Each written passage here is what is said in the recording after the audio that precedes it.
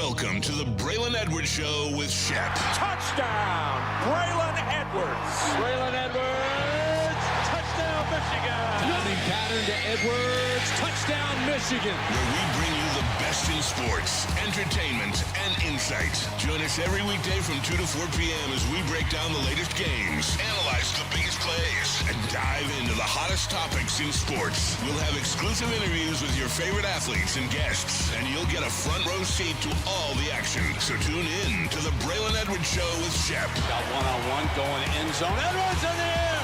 Oh, what a catch by Braylon Edwards. His second touchdown of the game. On the Woodward Sports Network, where sports comes to life.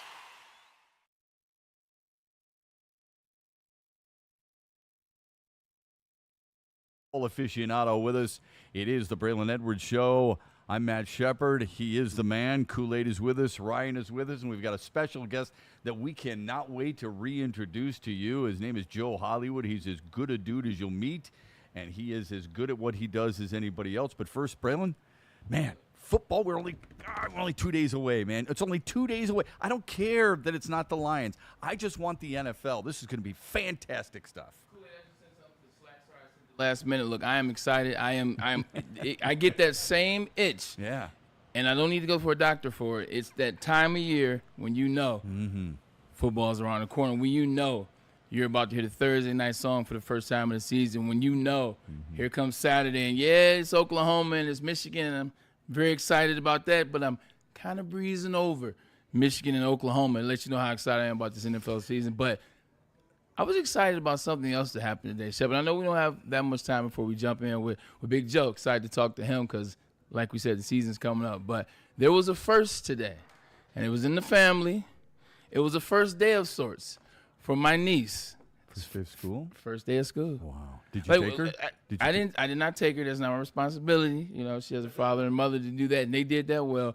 But Uncle Bray was there in the driveway in the house and just kind of walking her out through the things and just watching her. Here we go right here, man. This is her walking up to the school. Shep, man, I almost shed a tear. She is precious. I almost shed a tear. Look at the picture, her book bag that was too big that she did not want us to take the water bottle out of because she wanted to be a big girl, man. So I had to say congratulations to my baby girl, my niece, on her first day of school. Yeah, good for her, and 100%. good for her mom and dad. She's such a cutie. Met her at your mom's. There you go. Yeah, I met her at your mom's house. It brings a smile to your face. I don't think it should make you feel old. It should make you feel more gratitude than maybe you had even yesterday. And that's fair. And we can learn so much from kids. Yeah, you can. I learn probably more from my kids, I think, than they learn from me. And you just I spent like 15 minutes with her at your mom's house when we were first recognized we're going to do the show together. And I learned a lot from her, even though we didn't talk much. You know what I learned? Let's love life, man. Let's embrace life, and let's embrace everybody. You know, have some fun with people. I'm glad you said that. Like when you're looking at life through the lens of a 3-year-old, range 3, you just realize that they don't worry about all the things going on around them. Now, granted, that's because daddy and mommy make sure the lights are on. Yeah, right, they make sure you're fed. They make sure you're changed. They make sure you have clothes on. But you're right. Like the outside noise of life, like you can watch them just bump their head, and 2 seconds later they're back laughing. Meanwhile, us, we bump our head, we're mad the whole day. I can't believe that person cut me off and then made me hit my head on the steering wheel. Sir, get over it. Yeah. Like they get over things fast, and that's kind of what I've been watching in her. Yeah, she and I played soccer with what was it? I wouldn't say a sock, but it was probably a slipper. It was like a slipper. For about 15 minutes in your family room. It was special, right? It was laughing, and it was just good, wholesome fun. So really cool for her. Had to get that I'm in happy there. for her. I'm really happy for her. We could turn up now. I appreciate it. I was going to say, and what a rite of passage, too, to be able to be there when someone takes whatever in the house and turns it into a sports object, man. That's dope, man. Anything, like socks, the T-shirt, it has nothing to do with sports. It had everything to do with her. Yeah. Okay? Because she was a magnet for me at the Shout time. out. And no offense, Kool-Aid, but I think I probably had as much fun with her as I did spending time with you.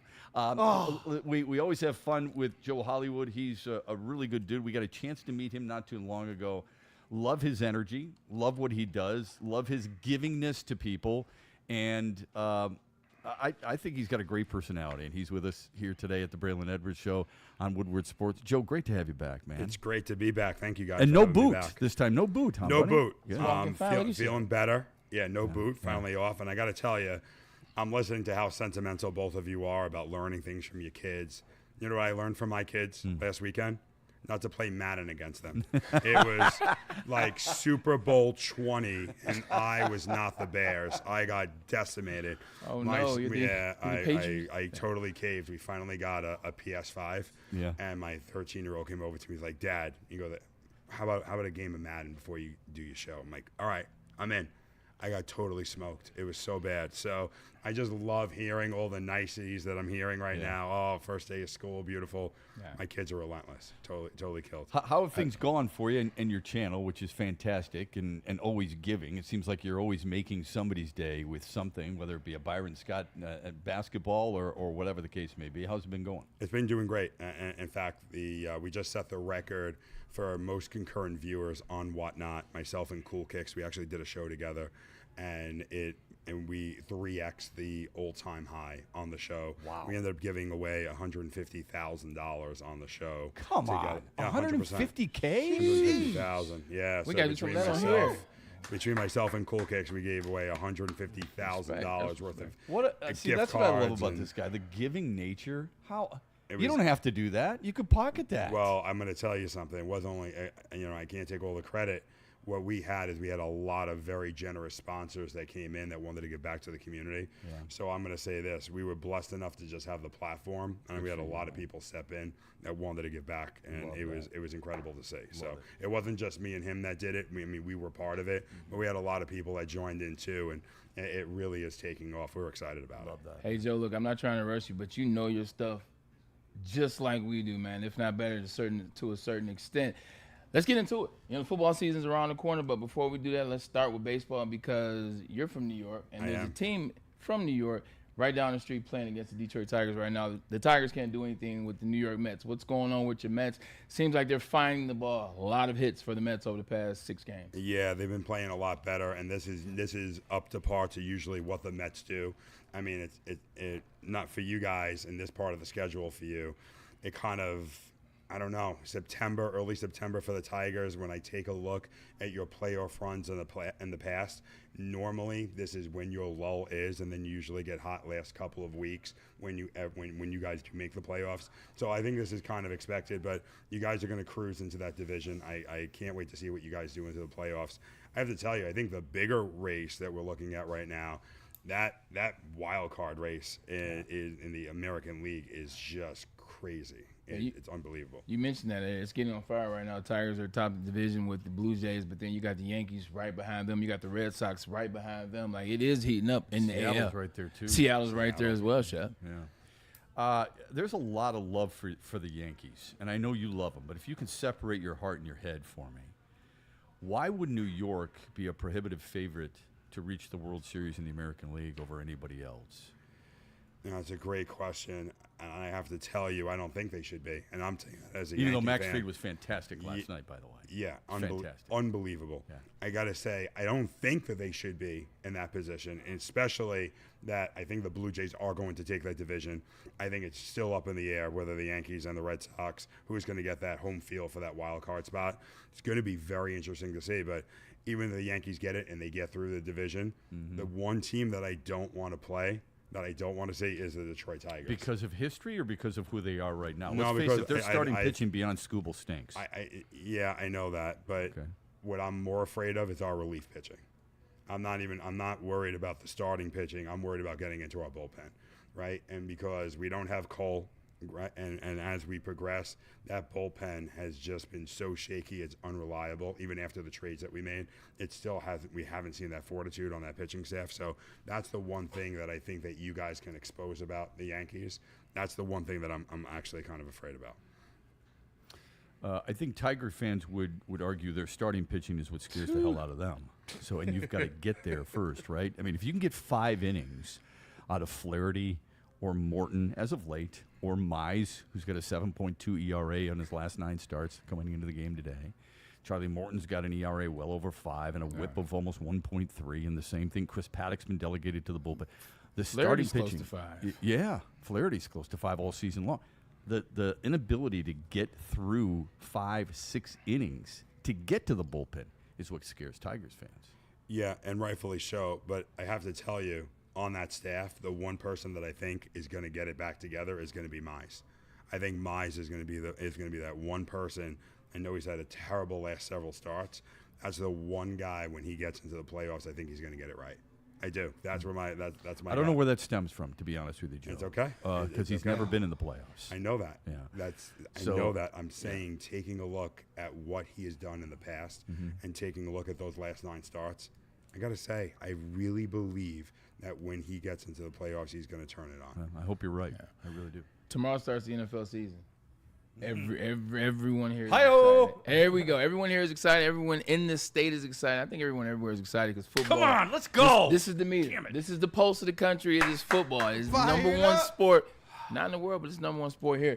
Excited. We're excited about our Detroit Lions and what that is. Before we get to the Lions, who opened up against Green Bay Packers, I know we got to talk about the monster deal that took place last week, and it is Micah Parsons. Aaron Glenn, former defensive coordinator for the Detroit Lions, now head coach of the New York Jets. My Jets, Jets, Jets. What does it look like this year? We know they made some moves. The defense is what his expertise is, but Justin Fields, now kind of a journeyman at quarterback. You can say that. In 6-7 years, he's a journeyman. What does this look like for the Jets?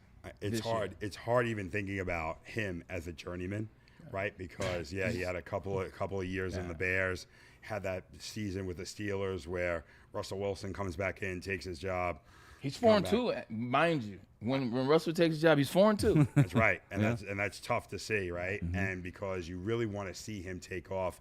The Bears historically have not had great history with quarterbacks, right? You go back to the last time that they won a Super Bowl with Jim McMahon, right? It was Jim McMahon in Super Bowl 20. So when you take a look at what they've been through, I mean, the litany of quarterbacks. You don't like Mike Phipps? You don't appreciate Mike Phipps? No. Okay. No. Bobby no Douglas? Rex There's Grossman, no Mike Phipps. No Bobby Douglas? Jay Cutler on the back end of his career. I mean, no. I mean, Kyle Orton. Yes, good one. Good pull. Yeah, that was a good. That's a really good pull. Yeah. When you brought up Morton, you know where my mind immediately went to?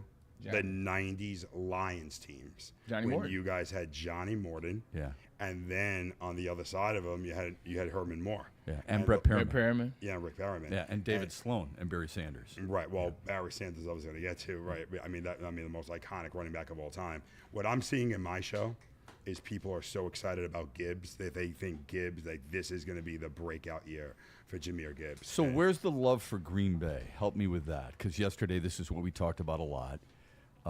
There's a lot of people who feel like Green Bay's the team, and there are a number of national pundits people with big names who are picking the Bears to win the division. Like they expect them to go from 5 wins to 12, which just to me is a quantum leap. So I don't know where they're coming up with that. I'm not sure if Caleb Williams can make that big of a Joe's step. a smart guy. I could see it with the Packers because there's a lot of love for Jordan Love. I mean, there just is. And I think Jordan Love does take that extra step this year.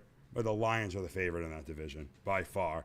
And I think this is the year that you're going to see Jared Goff make that statement of saying, hey, I got you guys all the way to where we needed to be. We were 1 game out with the Eagles. Jared Goff is a very good quarterback.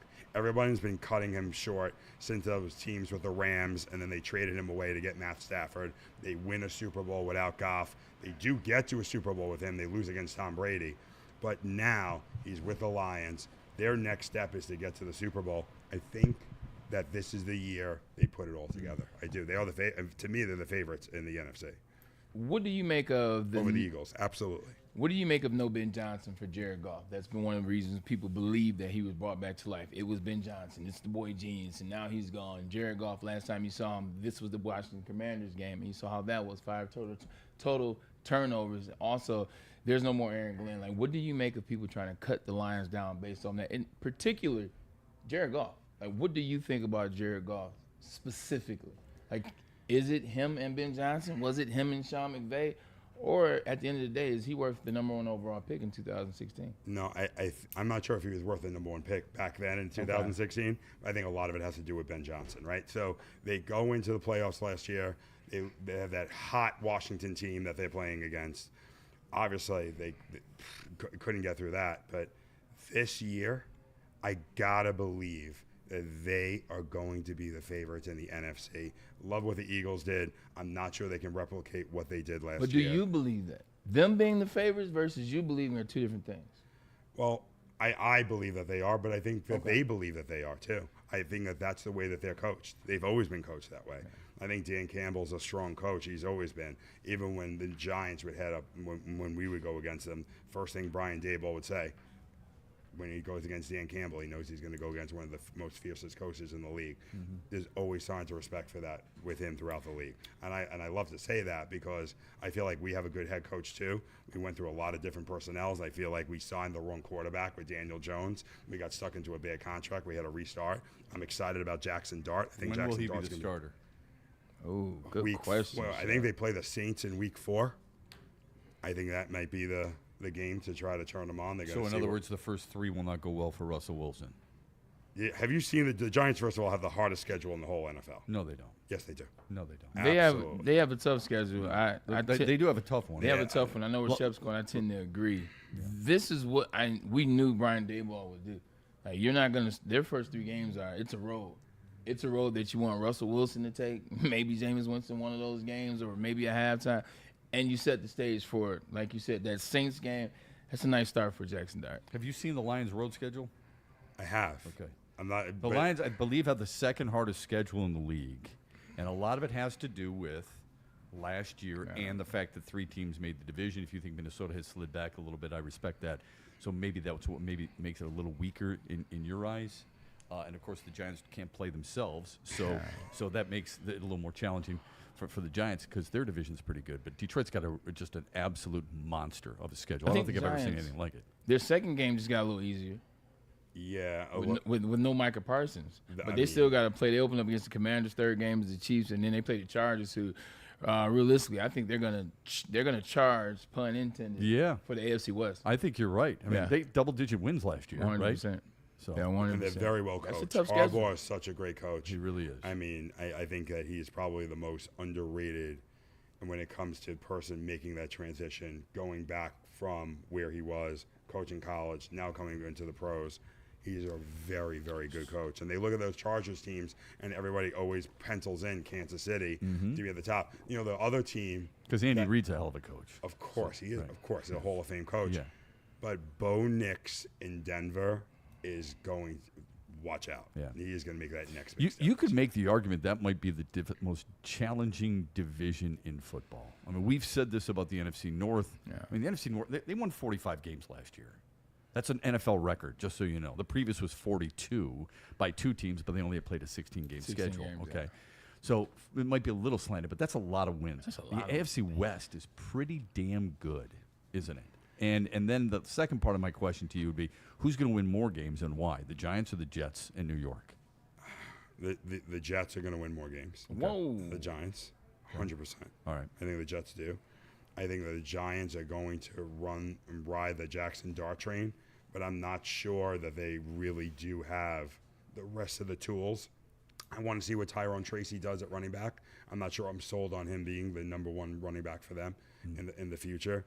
Their wide receivers, I mean, it's always been a challenge for them. I mean, now they have Malik Neighbors as their number 1. He's phenomenal. Yeah. He is phenomenal. Yeah. But who are their 2? Who are their 3? Like, when you talk about what you guys have here in Detroit, right? Yeah. Amon-Ra St. Brown. You have this new kid, Tesla, right?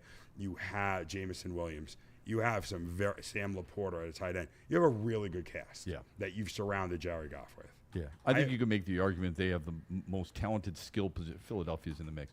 Most talented skill positions in the NFL. Yeah, I mean, Philly's going to give you a challenge for that, right? But and that's the whole thing that I say is when you take a look at the defensive end, you have Aiden Hutchinson. Is he coming back this year? Oh, yeah, man. He's been unbelievable. Yeah. Unbelievable in camp. And so when you take a look at your defense, That's what I'm excited to see, because everyone thinks about the offensive side of the ball for Detroit. I think your defense takes it. When I say that you guys are the favorites, it's because I think everybody discounts the defensive end of the side of the ball. I think that's where you take the step up. You had no Aiden Hutchinson last year. We've been talking about that. We believe the defense is going to be much better for the Lions. As much as we made about the right end position, Marcus Davenport, and will he play the season, and that happens to Darius Smith. I think Shep and I we're lockstep. We think this defense will be much improved. Who are the players outside of Aiden Hutchinson? Who are 2 players that you're expecting to take a big leap this year under Calvin Shepard as defensive coordinator? Oh, man, that's such a great question. Because you have Jack Campbell, you got Terrion Arnold in there. You have some. You have Talik Williams, even though it's a jump. You're talking college to the NFL. He's going to be thrust into a major role right there to start the season with Nolan McNeil. That's right. And, Arnold, I think, has a very, very good chance at being that next person that takes that gigantic step up on that defense.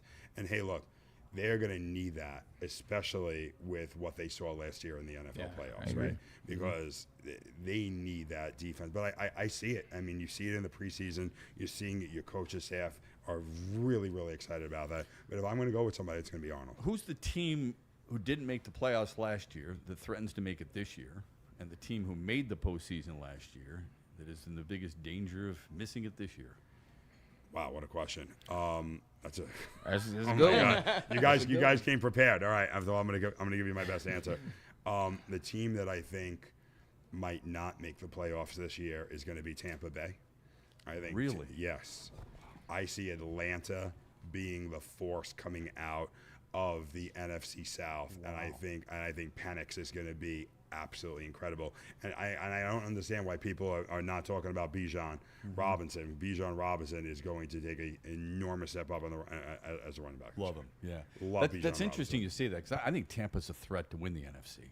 And the reason I say that is because I think their defense is really good. Really good. Their front seven, I think, is borderline elite. And I think they've got really good talent on the offensive side of the ball in their skill positions. I'm not as convinced about their offensive line as, let's say, obviously Philadelphia or Detroit, for example. But I think with that division, because it's weak, New Orleans is terrible, Carolina's terrible. I think Atlanta's just so-so. That's interesting you say Tampa. All right, which team made it? Didn't make it last year, but will make it this year, other than Atlanta? Wow. Yeah. So let me think about this for a second and go through the divisions here.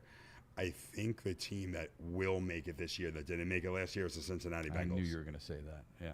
Cincinnati. Yeah. Got to be. Their offense is too skilled, isn't it, Joe Burrow, Jamar Chase are going to have a ferocious year. T. Higgins is really good. I love T. Higgins. Yeah. I think he's for a WR2 for the second wide receiver on that team, completely underrated. But Joe Burrow is not going to miss it. He's not missing the playoffs. Joe, that offense made Mike Gesicki look really, really good. And I thought Gesicki was really good coming out of Penn State. Look at how productive he was. So I just did a show with Mike Gesicki. It's funny. Yeah. Did you see that?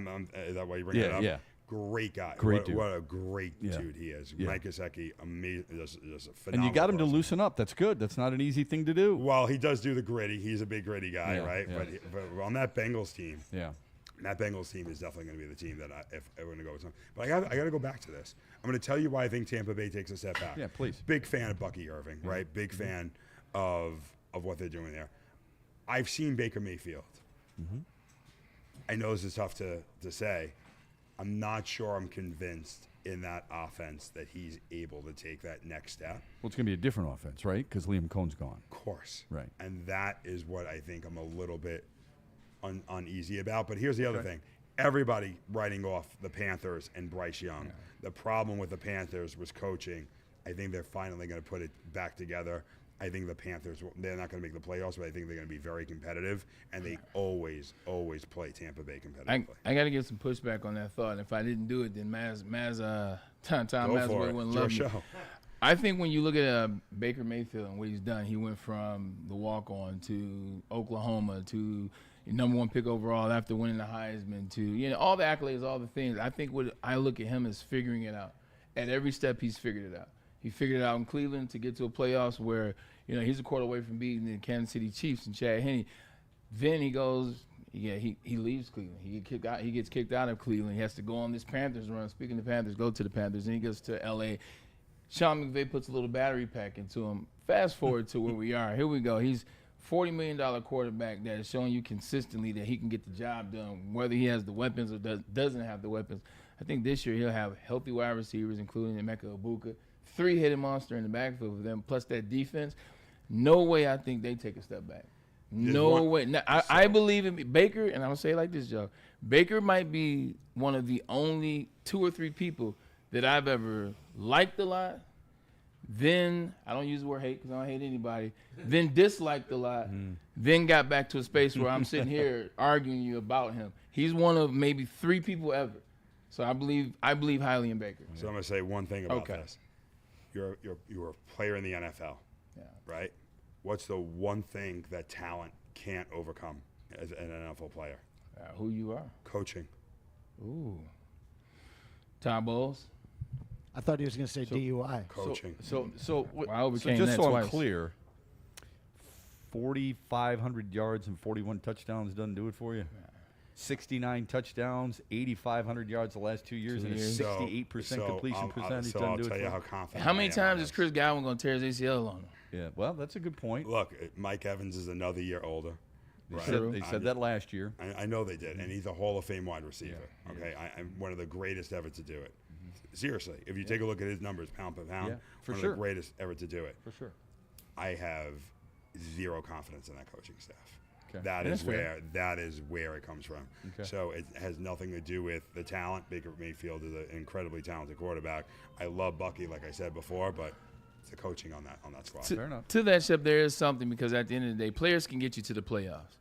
Like if you have a good team, a good roster can get you to the playoffs. They can get you in that 7th seed. They can get you in the 6th seed. You know, maybe depending on some games here, get you in the 5th. But once you get there, it is on coaching. It is on coaches. That's how you get to that next level. Okay. You have a bunch of superstars and not make it to the Super Bowl. The coaching that's where we give the Andy Reids the credit. That's where we give. I'm starting to give Bill Belichick a lot less credit. I'm just going to throw that out there. But this is where you give the guys the credit. There are exceptions to the rule. Hi, Nick Barry Switzer. Exceptions to the rule. Hi, Brian Billick. But I hear what you're saying. Oh, 100. Oh, good call. I mean, the best of the best all time. That's different. Yeah.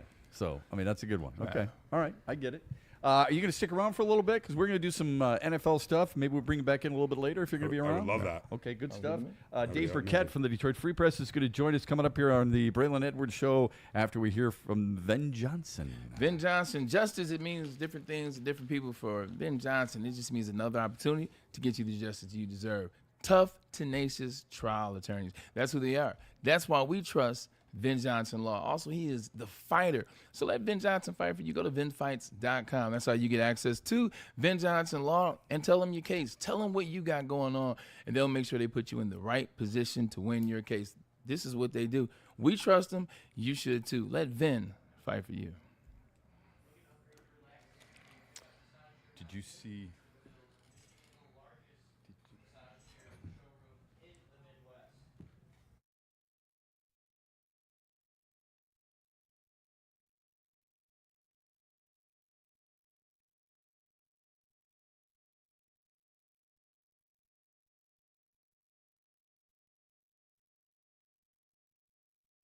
Planet Fitness now has even more best-in-class strength equipment. Join today for $1 down and save. We're stepping it up. We're not slowing down. Finding new face, new focus. Love that new equipment smell. So, you in? Join the club today. Save when you join for just $1 down, $15 a month. Planet Fitness. We're all strong on this planet.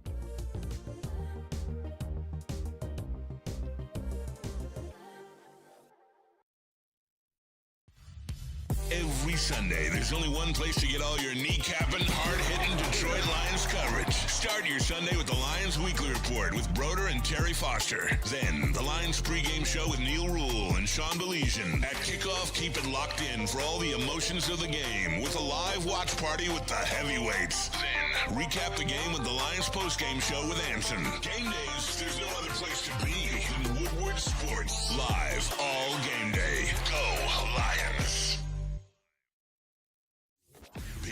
Injuries? Big news. Twice a week, Dr. Jeff Pierce from Michigan Sports and Spine joins Woodward Sports Network for the Injury Insider Report. Big D Energy Tuesdays at noon. Braylon Edwards and Shep Thursdays at 3:30. Get expert analysis and in-depth breakdowns on the latest sports injuries from the man trusted by top athletes in the community, like D-Mac.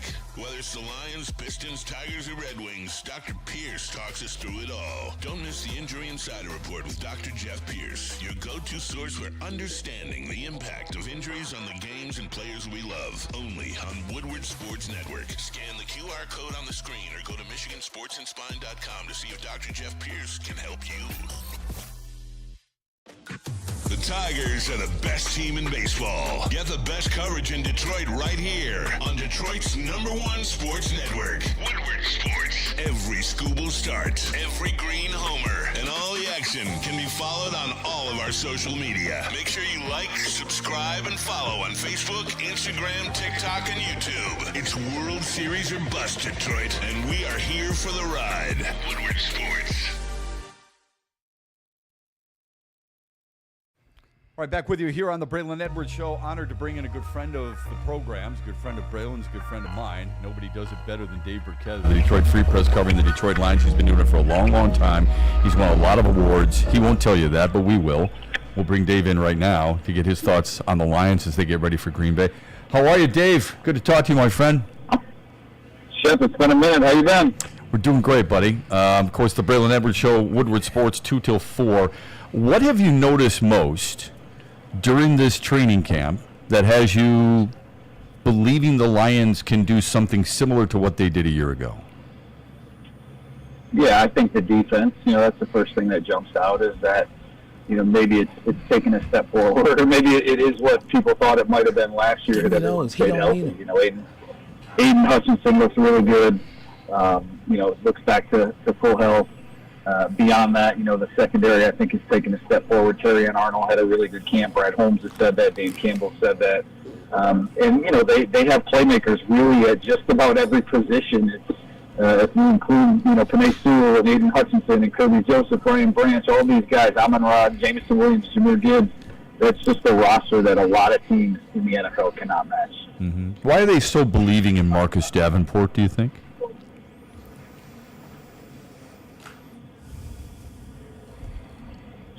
Why do you think they believe in Marcus Davenport so much, Dave?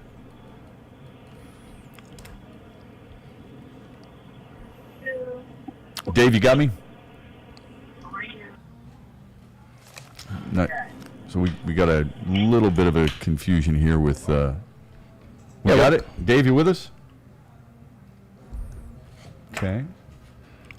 Dave Birkett of the Detroit Free Press with us here on the Braylon Edwards Show on Woodward Sports as the Lions get ready for the Packers. And we'll get Dave should back. be a good matchup at Lambeau Field. Excited for that. Always excited, especially when you go to that facility. That is truly one of the iconic buildings in all of sports, not just football. Dave's been there plenty. Braylon's been there plenty. The mystique that place possesses is pretty special, isn't it? It is. Yeah, it's something special about that field.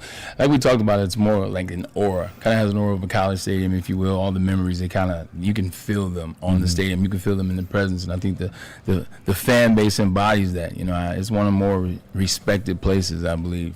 Just when you go out there to warm up, like the very first time you go to Lambeau, like you feel it. You're like, oh, this is going to be fun. Win, lose, or draw. Like, you're in a special place. I mean, you hope you get that W, which I did my very first time there, or we did as a team.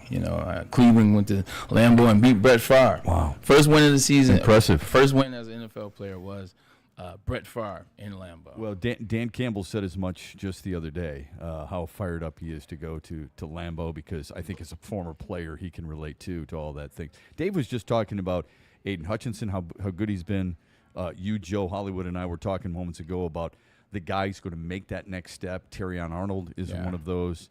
It's interesting that it's the defensive side of the ball that we are talking about more than the offensive side of the ball, even though the big names are on the offense, and this league is driven by offense. Don't you think? Yeah, I'm just over here trying to make sure we can get Dave back. My apologies. That's all right. I was saying, the defensive side of the ball is where people seem to be focused on with the Detroit Lions. Yeah, 100%, as they should. Even though I think the big names are on offense, and this is an offensive league. Dave's back with us from the Detroit Free Press. Hi, Dave. Sorry about the confusion there, my friend. What makes this team and coaching staff believe so much in Marcus Davenport, do you think? Yeah, he's a good player, and obviously injuries are the thing that have cost him and really cost him an opportunity. Both with the Vikings a couple of years ago, the Lions last year, where he wasn't able to stay on the field. There is some familiarity with him, obviously. Dan Campbell and Davenport were together in New Orleans when Marcus first came into the league. The other thing I think is just the way they want to play defense up front. Marcus is a big, long, powerful man that sets a real strong edge against the run. Mm-hmm. He pairs well with Aiden Hutchinson. And, when you talk about what the Lions want to do defensively, that's, Dan's used the term crush the can before. That's really what Marcus is great at. And so if they can keep him healthy, they've got a pretty darn good, 1-2 punch there at defensive end. It's just keeping him on the field. Dave, good to talk to you. Thanks for coming on the show. New look. Let's stick with the defense. I want to ask you some questions about offense, obviously, but let's stick with the defense for a second. Dan Campbell came out today and said the reason why they didn't bring Zadarius Smith back is along the same lines that you said. They're confident. They're confident and comfortable with what they have at the right end position, and they feel that they're very confident in this defense. Talk about why they feel so confident in this defensive line, which whether it's us, whether it's them, there has been concerns about the defensive line for the past 4 years, but they don't have those issues right now. Yeah, no, look, and they're a little more confident than I am, and I do like Davenport. And I think they have a really nice 1-2 pairing at defensive end, but depth, that's the big concern. And you go back to, even in the spring when Brad Holmes was, it was kind of like, why are you guys always asking me about defensive ends, and why does everyone want a pass rusher? And I think that's the big reason. It wasn't about Zadarius Smith, and it wasn't about Myles Garrett or Max Crosby or throw a big name out. Obviously, anyone would love to have those guys on the team, but I think it was more about just the lack of depth at that position. You look on their roster right now on the website, they have 3 players listed at the edge rush position. That's Hutchinson, Davenport, and El-Quadin Muhammad, and that's just not enough to get through a season. And look, they have reinforcements coming, and that's part of the reason why they feel comfortable, right? Aleem McNeil's going to be back, interior guy, but he's going to be back mid-season. Josh Paschal, he could be back in October as well. So, there's maybe a little more depth than it appears at first glance, but that's the big concern that I still have with this Lions defensive line. Yeah, you and I share that same concern. Let's switch over to the offensive side of the ball. Okay, now, if I am a fan that is worried about, the offensive line, tell me why I should be confident in this offensive line that still features Penei Sewell as well as Taylor Decker and a bunch of young guys. Why should I feel confident in this offensive line for this season? Well, I think the 2 young guys on the interior are both pretty good players, Tate Ratledge and Christian Mahogany. And you guys know this as well as anyone. Like, it's more than about just being good players, right? It's about continuity up front, and so that's maybe where some of the concerns come in. But I think from a talent standpoint, they do have a pretty good collection of that top 5. Sewell is an all-pro. Taylor Decker, we saw how much they missed him in training camp when he wasn't out there. Hutchinson was just destroying plays. He's a really good player. So you have, 2 sort of bookends there that are really good pass protectors. And then those 3 inside, they should be able to work well together now that Graham Glasgow, you've got a vet at center, now that he's handling all of those line calls. So I think the hope is that, as the season goes on, any hiccups, any sort of road bumps that they encounter here early in the season, those things will get smoothed out, and then the talent will ultimately win out. And again, it's a pretty talented top 5. How much more command does Jared Goff have over this offense under John Morton compared to the offense he ran under Ben Johnson? Well, that's going to be interesting to see too, because Jared and Ben were in lockstep. They had that sort of mind meld where Ben knew exactly what Jared wanted, and Jared could dial up, what the next play on Ben's call sheet was, and it remains to be seen if he has that with Johnny Morton. And that's a big thing in the NFL. To me, Ben Johnson was one of the elite play callers in the game. Right up there with Sean McVay and Kyle Shanahan and Andy Reid. I would put him in that category for what he did the last couple of years. And there's an art to that. And John said He's been a play caller in the NFL one time before with the New York Jets. It didn't work out so well.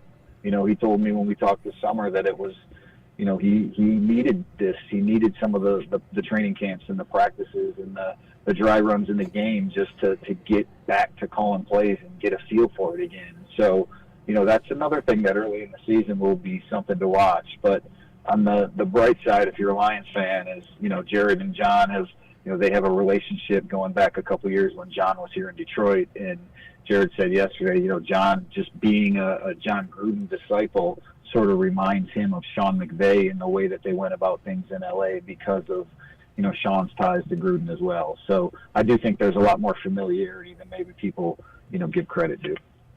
I wasn't necessarily a huge fan of the draft pick when Brad Holmes made the decision to go after Isaac Tesla and move up wide receiver out of Arkansas. I looked at what he had done so far at Arkansas. I looked at the fact that they moved up for a guy that wasn't even a first or second option with the Arkansas Razorbacks. But obviously you watch him in camp. You see the things that he's able to do. You see his measurables. I'm not one who's easily swayed as it relates to the wide receiver position. But I'm going to tell you, I'm going to tell you, Dave, I saw enough to agree with, my co-host, Matt Shepard, who said he'd be the starting 3 wide receiver when the season started. But I've seen enough to where I believe in that, and I believe in him. Is my belief misplaced in Isaac Tesla? Man, see, so you and I were on the same page. Like, I was questioning that, right? You give up 3 third-round picks. Hell yeah. Like a guy who was a part-time starter last year at Arkansas, and again, the measurables, everyone knows that. I have my concerns, and at the time, he looked like a number 4 receiver, and yeah, I still think he's a number 4 to start the year. Khalif Raymond had a really good camp. He was the guy that in all those 3 receiver sets, he was the number 3 receiver, so he's probably going to be your number 3 right off the bat. Tesla has definitely opened some eyes. He's a physical blocker.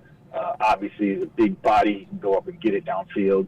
The one concern or question I guess I still have is, a lot of what he was doing was against cornerbacks who aren't going to be playing on the ball roster. Games. And so let's pump the brakes a little and let's see what happens when he starts playing some guys that, are your 1, 2, or 3 corner. And I don't think he's going to fall off and not catch anything. And, all of a sudden these issues are going to pop up. But the separation for him, even in camp, he never got a ton of separation at the line. And so maybe there are some small things that he's still going to have to work through in order to be a major contributor this year. Well, why do you think there's so much national love for the Packers besides the Micah Parsons acquisition? Shep, I'll tell you, I had to file my preseason predictions, Super Bowl, Lions schedule, all that, like early last week. So before the Parsons trade, and I had the Lions beating the Packers in the NFC. So I was kind of on board. Like I thought Green Bay just might take a step forward, and I think some of it. Look, I think there's 2 things at play, right? Jordan Love, he got hurt in the first game last year, and so if you kind of believe that the Packers had the youngest roster, second youngest roster in the NFL too. If you believe that Love and some of those other guys are going to take a step forward this year, then maybe you do expect Green Bay to be a little bit better. They've got the 3rd place schedule in the NFC North, and then I think some of it is just, look, the NFC is still pretty wide open, right? The Lions, really good season last year, really good roster, but people have asked, not just locally but nationally, like, has their Super Bowl window closed? I don't believe that, but that was a talking point. The Eagles, I think, as good as they are, is the questions are, well, can Saquon do it again? Can he stay healthy? Washington, they're sort of in the same boat the Lions were last year, where a team that lost in the NFC Championship game hasn't gone to the Super Bowl since like the mid-'90s. So there's a lot of history going against them. So if you're looking for maybe a little bit of a dark horse, good team, but sleeper, I think the Packers are, even before the Parsons trade, I think they were on a lot of teams' radar as maybe this team can rise up and be better than what we saw last year.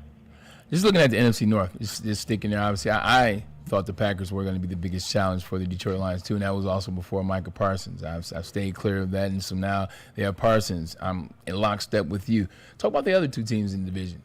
J.J. McCarthy, who got the C on his chest in year 1 for him as a starting quarterback. He was named captain. Talk about what that looks like for them and what the Chicago experiment, because that's all it is at this point right now, is an experiment. We're still trying to see whether it's the coaching or whether it was the player. Yeah, I mean, here's the thing about Minnesota is that, like, I think a lot of people probably looked at some of what they did last year as being smoke and mirrors, and they've got a good roster too, and that defense and what Brian Flores has done, really, really, really good. Kevin O'Connell's an excellent coach. But when you looked at Sam Darnold, you kind of scratched your head. I remember coming out of that first Lions-Vikings game. Lions won, but there was a play 3 minutes or so left. Sam Darnold had, I think it was Justin Jefferson, open on the sideline. He overthrows him. He completes that pass. Yep. The Vikings win that game. And so it's kind of like, man, maybe the Vikings overachieved. And you wonder what McCarthy's going to be in his first year as a pro, and he should be able to be Sam Darnold, because that's Sam Darnold we're talking about after all. But Sam Darnold also had a career year, so the questions in Minnesota are primarily about the quarterback, and certainly if Justin Jefferson has some injuries, or Aaron Jones has some injuries given his age, those add to the questions about the offense. In Chicago, look, I think they're going to take a step forward this year. I don't think they're quite playoff caliber, but again, I'm a believer in Ben Johnson, probably more than I am a believer in Caleb Williams, and I guess we'll see how good Caleb turns out to be. But I do think they've built that offense where they have some weapons that Ben's going to have fun and be creative using, and so I think Chicago's going to be a dangerous out this year. I'm not sure if they get to 500, but I think they're going to be a dangerous team, and I do think their roster has improved. Can you calm the fears of some Lions fans who thought maybe the first stringers would play at least a couple of series in the preseason and really didn't, and probably because they had a couple of training camp battles with Miami and Houston, and the fact that they practice so hard, Dave, you're there every day. I know Avante Maddox recently said he was stunned how hard the Lions practiced during training camp, and he was with the world champion Eagles a year ago. So how much do you think that helps them? Yeah, I mean, that's, Dan's belief, and you've seen it echoed by Ben Johnson now that he's the head coach, and Aaron Glenn now that he's the head coach. In fact, I saw some comments coming out of Chicago, this week from earlier in camp where it was, some veterans said they had their hardest practice ever, and, they said, that they needed to be, Ben had told them they need to be calloused for the season, this kind of gets them ready. And that's exactly Dan's philosophy, is that, you need to put your body through these things regularly, and maybe not quite as much as the season goes on, but especially early on to prepare for the gruel of the season, the grind of the season. And so, they look at the joint practices in a controlled environment where they're getting all their work in the situations they need to, and maybe there's no fear of Jared Goff or some of the other players, getting hit when then taking unnecessary hits as being all they need to get ready for the season. So, they probably still have some rust to shake off like every team, but this has been the recipe they've followed for 5 years now, and I guess we'll see how it plays out this fall. Dave, two quick ones. I think we can get you out of here, man. We appreciate your patience, and thank you for joining the show. I have two more. Maybe Shep has another one, but here we go. One, who are the top three teams in the NFL right now, in your opinion? And then two, this isn't about the Detroit Lions. This more is about Dan Campbell. Like, what do you need to see out of Dan Campbell this season? Like, what do you actually not need to see? What are you expecting to see out of head coach Dan Campbell, who finished runner-up for Coach of the Year last year in the NFL? Yeah, I guess first question is I'm kind of cycling through some of these teams in my head. Like, I think the Ravens have the best roster in the NFL, so I'll probably put them number one. They were my pick to win the Super Bowl this year. Beating the Lions is what I had. I don't know that I can go away from Kansas City at number two just because of Mahomes. I'm such a big fan, and I think it'd be tough to argue with Josh Allen and Buffalo at number three. I don't know that I want to go all AFC, but I mean, those are three really good teams. And to me, like the Lions and the Eagles are still the two best teams in the NFC. Just based on what Philadelphia did last year, I would put Philadelphia ahead of the Lions if I was doing a power ranking right now. Mm-hmm. But again, I picked the Lions to win the NFC, so I wouldn't argue with anyone who had them in the top three either. And then as for Dan Campbell, I think everyone respects the job that Dan has done in terms of building this roster, developing players along with his assistant coaches, getting them to play and to show up in big time situations. The reality is, though, that, as this thing goes on and on and on, as the Lions get close and, things don't work out for whatever reason, maybe doubts start to creep in just in the general public. Like, well, can they do this again? Can they keep going with the same cast? Can they be motivated again, right? That's sometimes why changes happen is, when everyone is coming back and you kind of get content in your place, do you need a little kick in the butt? And so we'll see, I guess, a little bit if Dan Campbell, and I don't have any doubts about this, can get those guys motivated to perform. I think everyone does for him in that building. But, with essentially the same cast of characters coming back for a second straight year after they fell just short, I think this is the year that everyone's sort of looking for him and this team to get over the hump. Dave, everybody recognized a year ago the strength of this team was its offensive line. What do you think it is this year? Ooh, that's a good question, because I wouldn't put it as the offensive line. I mean, I still think it's the offensive skill talent, okay? Because I still think they should be able to outscore just about everyone given the personnel that they have. Jahmyr Gibbs and David Montgomery and, Amon-Ra, Jamison Williams, Sam Laporta, like those players right there are I mean, if you were putting together, they would all be starters on just about every other team in the NFL. Yeah, so, they can score on anyone. And now it's up to John Morton and Dan Campbell, for that matter, and that offensive line to make sure it happens and they still produce. I think that is the strength of the team. I think they're going to be better defensively, but defense it's a little trickier because one guy goes down, maybe that impacts the balance, or you lose one playmaker. I think they're good defensively, but I think their offensive skill talent is pretty elite when you compare it to other NFL teams.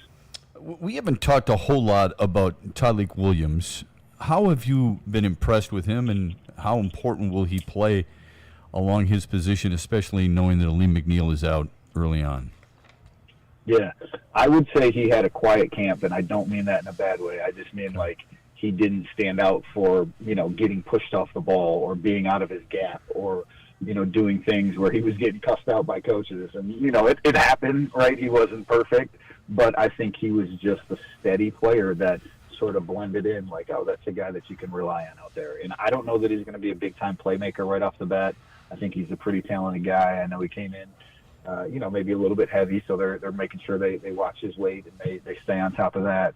But he's going to have a huge role until Aleem McNeil gets back, and probably even after, because then he'll be the number 3 defensive end, and we'll see what DJ Reader's looking like at that point of the season. Okay. So we talked about the defensive line earlier and the edge depth and not having enough and that being a concern. I think there's good depth on the interior of the line. You throw Roy Lopez in the mix, even Pat O'Connor. Mm-hmm. The Lions have a pretty good group on the interior defensive line. Right, lastly, before we let you go, and we can talk to you all day, I'm sure you get this at every party that you're at and every family function that you're at. All they want to do is talk Lions, but that's what happens when you're really good at your job. So shame on you.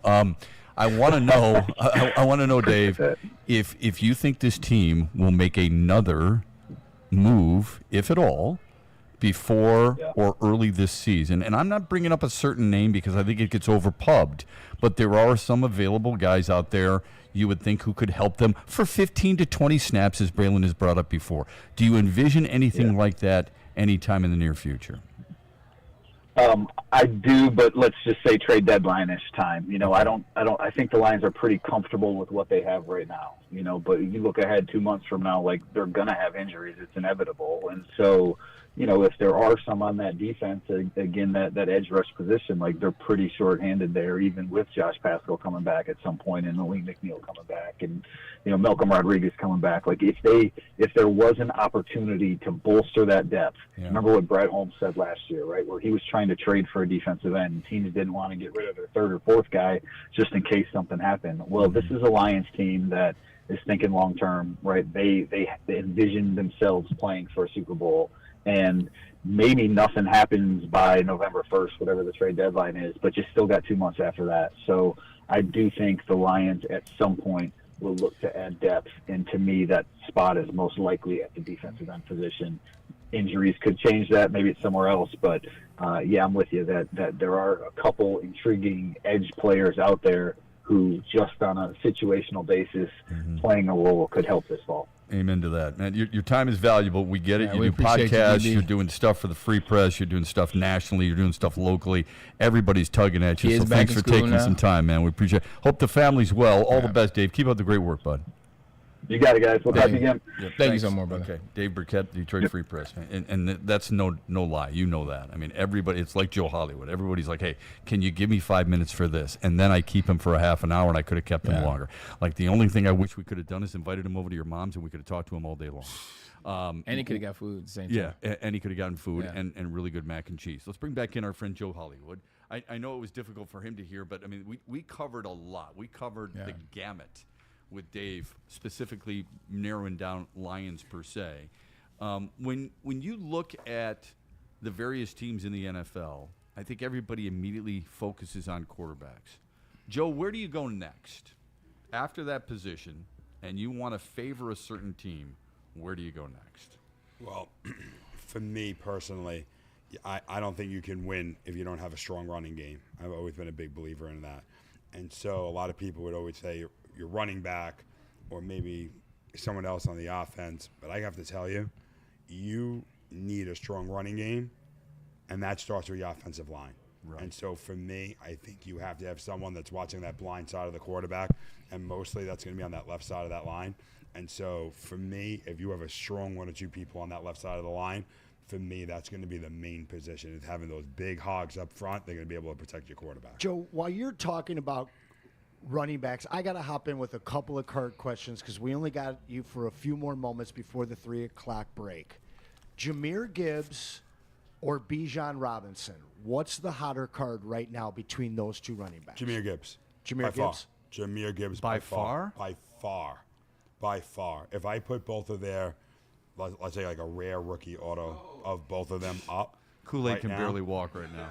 And that's sorry. changed because for the first 2 years it was Bijan, big time. The first year was Bijan, and now I think when they saw the success of the team, Exactly. Yeah, it's Gibbs by a mile. They don't even know if the Falcons are going to the playoffs this year. We assume they do, but this is year 3 for him, and we don't even know if he's going to make it to the playoffs. Meanwhile, I think we might be talking about him, but I think Jahmyr Gibbs is an MVP candidate this season. That's something I would talk about. Do you really? That's great. That's great. I think he's going to be an MVP candidate. I think the things that they'll ask him to do more of, receiving the ball out of the backfield and actually lining him up at wide receiver, and not to mention what happened at the end of the season last year once Dave Montgomery hurt. They saw that they could put the load, for the lack of a better word, they could put the load on him and he could carry it. And actually he became the hottest player in the league the last 3 games of the season, not named Jamar Chase or Saquon Barkley. So I think for the Lions to have success, it's going to have to come through 0 now, not 26. Yes, I think he's an MVP candidate, and I think it wasn't even close in terms of this card stuff after year 1. You saw what the Lions were doing. You saw how he fit into that equation. So I don't think it's a matter of who's better. I think it's about who's better as a team and who fits in that. The whole picture. Love that. Now, Joe, are you familiar with the Dan Campbell rookie card? Not familiar with this. This is one of the few I'm not familiar with. Yeah, it's from a Series 2. It's a very low-produced card. It's very tough to find. And I don't even want to let people at home know about it because I don't want them hitting up eBay and stealing because I still got to get myself one.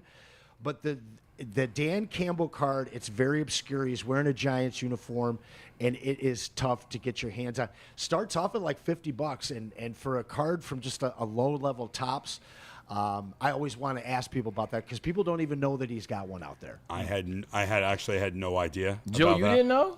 I did not know. Look out! Wow. I did Look not at that. know. I did not know. Not only did I not know, but I can promise you that after I leave here, I will scoop up some. All right, 100%, and I will have them on the show. And when everybody asks me why I have them, I'm going to say because I was on the Braylon Edwards show with Shep, and that's the reason why you guys brought it up. But I did give away a few of your cards. I appreciate that. that. And people loved it. We'll get you some more too. We'll get you some more. They were excited. Before we get out of here, you don't have to give a Super Bowl winner. We know how that gets. You don't have to pick a winner. If you want to, you can. Just give me the NFC, AFC look, the last 4. The last 4? So the last 2 on each side. That's fine. It's Lions and Eagles are going to be in the NFC. And I'm still going to bet with you guys Buddy's Pizza on the Tampa Bay Buccaneers. I'm doubling down right now. I will pay for Buddy's Pizza, not just for you and Shep, but for everyone in the studio right now on me. And the Buccaneers aren't making it because their coaching staff is terrible. Never been a bigger Bucs fan in all my life than right now. Okay.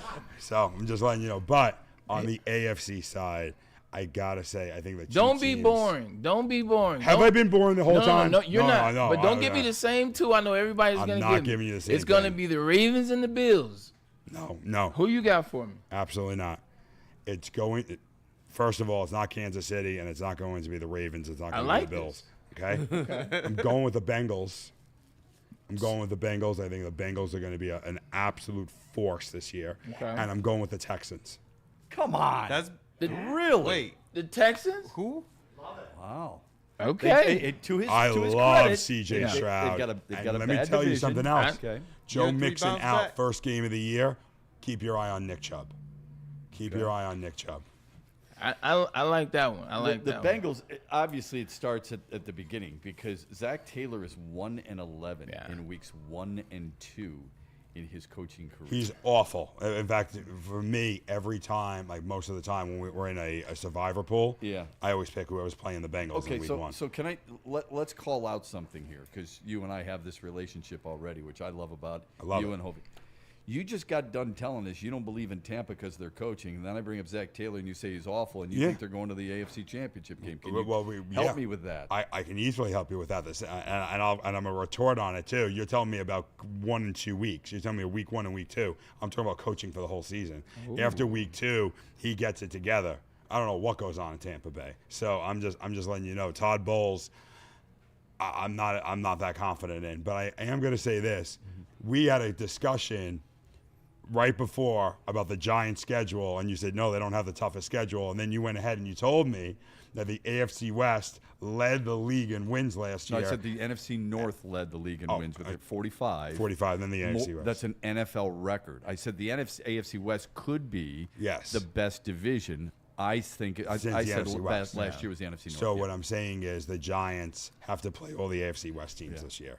And that's the team, and that's the division that you think can challenge the NFC. Can be really good. Yes, absolutely. Because Denver's good, the Chargers are really good. Kansas City, everybody hail. You don't know what you're going to get out of the Raiders. I mean, we know what we're going to get out of that. We know what Brock Bowers is going to bring, but we don't know what else is. Well, Ashton Genty's going to be good. Pete Carroll probably makes a difference. My friend here has played for Pete Carroll. He can understand what he brings to the proverbial table. I'm actually curious. What do you think he's going to be able to do there?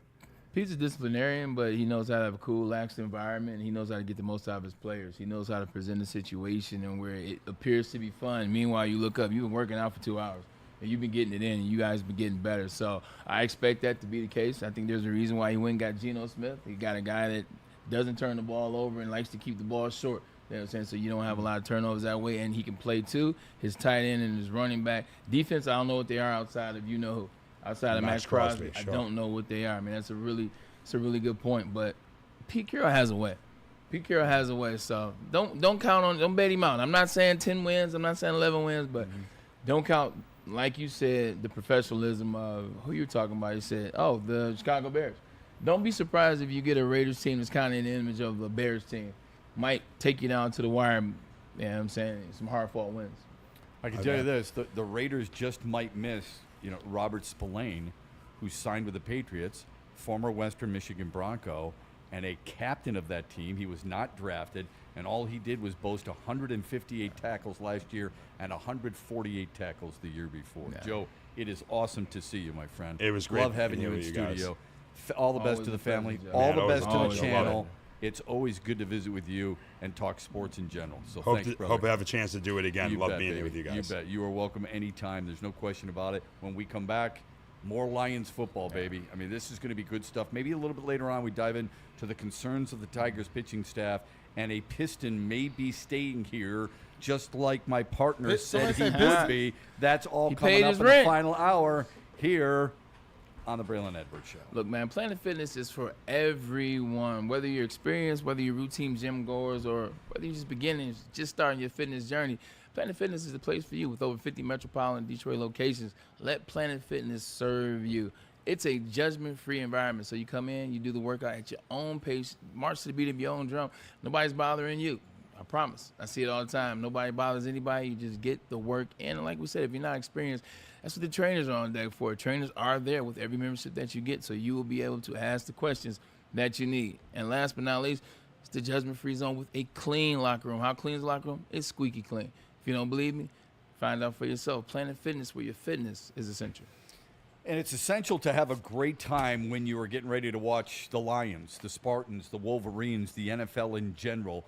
Sundays in Detroit, Saturdays in Detroit. I would argue the weekends in Detroit just got a lot smoother with Sun Cruiser Vodka Iced Tea and, of course, the Woodward Sports Network. Real vodka, real iced tea, no bubbles, just a clean, crisp sip that will not fill you up on game days.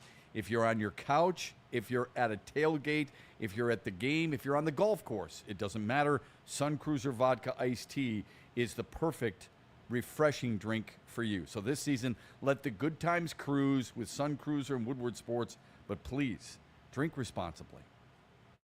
Walk into any Lady Jane's Haircuts for Men today. Open 7 days a week. Sit back, relax, and enjoy a precision haircut, scalp massage, hot leather neck shave, and hot towel treatment from one of our talented stylists. Step up your game this season and take advantage of our $20 haircut special. Scan the QR code and get your coupon today. Lady Jane's Haircuts for Men, the ultimate haircut experience. Open 7 days a week. Walk-ins always welcome. Lady Jane's Haircuts for Men, it's wicked awesome. Planet Fitness now has even more best-in-class strength equipment. Join today for $1 down and save. We're stepping it up. We're not slowing down. Finding new face. New focus. Love that new equipment smell. So, you in? Join the club today. Save when you join for just $1 down, $15 a month. Planet Fitness. We're all strong on this planet. Ever wonder what goes on inside the game? Deep ball's got a man and got him. Touchdown, Braylon Edwards. Join Braylon Edwards and Shep. Edwards has it. 10-5, touchdown. On the Braylon Edwards Show with Shep. Barr looks in zone. Got Edwards for the touchdown. Where they dive deep into the heart of sports. Weekdays from 2 to 4 p.m., they're bringing you expert analysis, exclusive interviews, and a fresh perspective on the sports you love. Don't miss it, only on the Woodward Sports Network. Big injuries, big news. Twice a week, Dr. Jeff Pierce from Michigan Sports and Spine joins Woodward Sports Network for the Injury Insider Report. Big D Energy Tuesdays at noon. Braylon Edwards and Shep Thursdays at 3:30. Get expert analysis and in-depth breakdowns on the latest sports injuries from the man trusted by top athletes in the community, like D-Mac.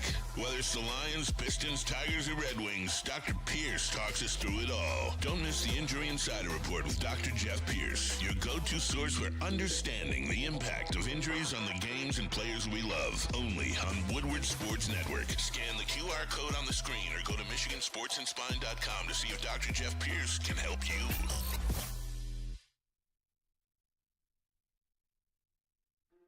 Why do we fight? We fight to protect the innocent, to hold the powerful accountable, to bring the oppressors to justice. Why do we fight? We fight to secure and preserve our civil liberties, to get each and every one of our clients the justice they deserve, and to make the lives of real people just like you whole again. ThenFights.com. Hunting season is almost here, Detroit, and your Lions are on the prowl. Make sure you're locked into Woodward Sports for all the Dan Campbell reactions, Jared Goff touchdowns, Amon-Ra first downs, Penny pancakes, Kirby picks, Gibbs big plays, and of course, Jack Fox's leg. Stay locked in on all your Lions coverage right here on Detroit's #1 sports network, Woodward Sports. You know how some things are so good they should be world famous, but they're not? Our house-made vinaigrette is one of those things. And the antipasto salad, we drizzle it over. Same with our hand-battered chicken tenders. original recipe soups, and pasta sauces. It's almost as if our original, world-famous Detroit-style pizza is mocking them, and that's not very nice.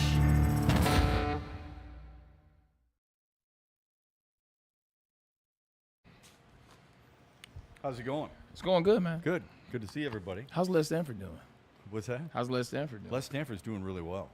And those trucks that he's got, and the SUVs, those are, I mean, in the words of our friend Ricky, that's what's up. Okay. If you want the 2025 Hummer EV SUT, $599 plus tax, or $699 for that same beautiful vehicle, the Sierra, the 2025 Sierra double cab Elevation is so awesome, and it's only $169 a month. Folks, they've got deals like this all over their lot. They have got a massive inventory. There's no way you can go on that lot and think to yourself, there's nothing here for me. There's absolutely something there for you at Les Stanford Buick and GMC for all their specials. Go to their website, lesstanford.com. Now, after you get one of these brand new rides, you probably won't need a car wash, but you will a couple of days, maybe a week after.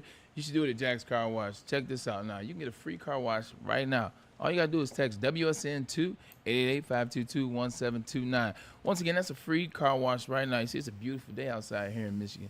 Southeast Michigan is booming right now. It's very beautiful. Why don't you take advantage of the unlimited plan? $29.99 per month gets you a car wash every day of the month. Still for that price of $29, man. I would take advantage of it. In fact, I do take advantage of it because I am an unlimited member. You should as well. Jack's Car Wash is the one we use. And we back. Tigers lead at 3-2 in the 7th over the Mets. Casey Mize started for Detroit, lasted 5, gave up 5 hits, 1 earned run. How many strikeouts? Struck out 3. Only 69 pitches, all right? The ERA slightly under 4. As we were talking earlier, the last 8 games, a 7.20 ERA that is going to go down, which is great news for Tigers fans. My deep concern, and then we'll shift to football, trust me, but my deep concern is that Charlie Morton's got a 5.81 ERA and a 1.35 whip with Detroit. Yeah. Chris Paddock's been relegated to the bullpen. Last night he gave up 13 batters faced. He gave up 8 hits, 12 balls in play with an average velocity of 94.5 miles per hour. I understand this team has only had one losing month, unless you want to count March, which I don't. And they were 1-3. They played 4 flipping games. So they've had one bad month, 11-14. Braylon, they're 21-22 since in the second half of the season. That is not a good recipe. If you believe in momentum, and I don't always do, you know that, but if you believe in momentum, that's not a good recipe heading to the final 20 games of the year. No, it's not. It kind of puts them against the A-ball. Not necessarily against the A-ball. They're still up tops the AL tied for it, but it puts them into a more every game matters. Every night, every day, every game becomes a little bit more, and I think that's what you're seeing now. I think the big thing for them is it's the pitching. You know, we made so much about the Detroit Tigers, you know, over the past 18 months. It's the pitching that is taking over for the Tigers. It was the pitching chaos last year, and excuse me, it's a pitching chaos and how they had success. This year, not so much the pitching chaos, just good pitching early on. Now it seems as though you don't have that starter. You don't have a 2. You don't even have a 3. Trying to figure out where guys are going to place once the season starts. I think that's what's bothering. Paddock has been a no-show for pretty much since we picked him up at the trade deadline. He hasn't really given you much. Morton has been the better pitcher of the 2, but what is the not by much? Exactly, not by much. So what is the pitching going to be? Because that, like you talked about with Dave BIRKETT, the offensive line has been the strength for the Detroit Lions over the past 4 years. The pitching has been the strength for the Detroit Tigers for the past 16 months. They got to figure that out. Now, regardless of what you do hitting-wise, you got to figure the pitching out because the pitching is the thing that gave you the edge until where you can see this team going back to getting to the second round, getting into the postseason, getting into the LCS. Yeah, the starting pitching on this team, everybody falls back to Tarek Skubal, and I understand it, okay, because he's elite. He's great. Yeah. He's the best in the world. He can't pitch every night, though, Shep. Exactly right. He's not pitching every night. I always ask people of this when they start to talk to me about the Tigers. How confident are you in Jack Flaherty? A 1 to 10. What's the confidence level? It's minimal. Yeah. What's the confidence level in Charlie Morton? I know he's got 2 rings. I'm asking you right now, what's the confidence level? 1 to 10, it's minimal. What's the confidence level in Chris Paddock? And I know he's going to be coming out of the bullpen. The confidence level, 1 to 10, is minimal. What's the confidence level in Casey Mize? Now, Joe Hollywood is very high on it, and I root for Casey Mize because I think he's a really good dude, and he's had to deal with a lot of pressure. The confidence level in general, I think 1 to 10 would be minimal. That's a problem. When you're going into the postseason and you're asking your 2, 3, and perhaps if you use 4, that you need 5 innings out of those guys, you're going to tax your bullpen. There's only one guy who's going to be able to save your bullpen, and that's Tarek Skubal. Let me ask you this, though. A.J. Henson, I mentioned the pitching chaos that was last year. Pitching chaos is what bolstered the Detroit Tigers past the what's how they got into the postseason, and then they passed the Houston Astros in that series. Will we see some of that again? Because I think with listening to A.J. Henson talk after last night's game, he talked about the pitching. He talked about what it was. And he talked about the momentum and facing different teams and different things. It lets me know that he still has a plan for whatever this postseason looks like as it relates to strategy and the teams and where you're playing and all this kind of stuff. It sounds a little scientific to me, but I think he believes in the scientific formula. Oh, yeah. I think he does, too, and he's forced to. Yeah. I think he's the best. I do. I think he's the best manager in the game. I think he's the best on-field manager in baseball. I think he's brilliant. I really do. I agree. But there's only so much you can do. It is interesting to me how we view certain people and certain assistant coaches. Let me give you an example. Ben Johnson's a traitor. The Lions were able to do that without Ben Johnson. He's not all he's cracked up to be. If Ben Johnson was so great, why did he ask Jamison Williams to throw a pass in the playoff game against Washington? All valid points. Chris Fetter, who I like a lot and I think is an outstanding pitching coach. I just gave you some numbers that are eye-popping. Yeah. Should there be ridicule? Are people holding that against Chris Fetter, or are they holding it against the pitcher themselves? Because I got news for you, man. If this were somebody other than Roger Craig, if this were Chris Bosio, who was Ron Gardenhire's first pitching coach, I believe, would people be saying this, let's get rid of Chris Bosio? How come they can't get fixed? What is the problem with these guys, and they cannot get it right? It's not just the ERA, but it's also the whip. The whip scares the hell out of me, Braylon, because these guys are walking batters, and they're not supposed to. Yeah, the first 3 guys you mentioned, I have no idea who they are, so you're going to have to educate me when we go to break. 3 names, and I was 0 for 3. Just want to be honest about that. But getting back to the question, I think it's a good one because we gave Chris, and we do give Chris Fetter so much respect, and we give him so much credit for turning the pitches around, for finding something with Jack Flaherty before he left to go to the Dodgers, for Tarek Skubal, for everybody that has done well in the last 16, 18 months. We've given Chris Fetter the respect. We've given him the credit for it. He deserves some of it as well. But he deserves some of the critique as well. Criticism, yep. Criticism. My question is, how much can you affect on the road, in between starts, in the little space that you have in between these games? I mean, you don't have necessarily even 24 hours sometimes before games. How much wiggle room do you have is a question, but at the same time, we weren't asking that question last year when it was working. You're 100% right. Yeah. I think there's a lot you can do. There's certain things that you can do to manipulate pitchers. But I think what Chris Fetter has stressed, and Charlie Morton started doing it when he first came over here, Chris Paddock started doing things differently when he first came over here, and that is, in order to throw first pitch strikes, keep batters off balance, attack the zone on a regular basis, are you using, and Robin Lund is part of this too, because he's that analytics king when it comes to pitching, are you using the proper pitches in the right situation? And I think that's something that Chris Fetter has usually excelled at with a lot of his students. But to your point, how much there's only so much a coach can do. Yeah. You've had wide receiver coaches. They can tell you what you're supposed to do. You're the one who has to go out and do it. You've got to perform. They can't make the catch for you. They can't run the route for you. You have to know that. That has to become instinctive and innate. And I think there's only so much a specialty coach can really do about it. And I think that's fair because I think at the end of the day, like it's one thing if you have Jack Flaherty that you're fixing and one guy that you're working with, or this guy is falling apart. All right, cool. Look, man, you know what I'm saying? After the game, let's talk a little bit. Let's watch some films. Let's see why the pitches are falling this way, or let's get in there early in the morning following day. But when it's all your pitchers, when it's the whole pitching staff, you can't fix everybody at the same time. No. Like it's only so much that one coach can do. I mean, we just named 6 pitchers. 7 pitchers that are struggling right now. It's only so much that Chris Flaherty can do. That's not Michigan bias. That's me being honest. No, 100%. Speaking of Michigan bias, I was, just so people are aware, some of the best content oftentimes comes in commercial breaks, and I was watching a national analyst break down a college quarterback, and Braylon, I got my own personal Braylon's breakdown where he's telling me what the receiver did so well on a certain route. I'm looking at it like, and I like to think I'm pretty good with football for the most part.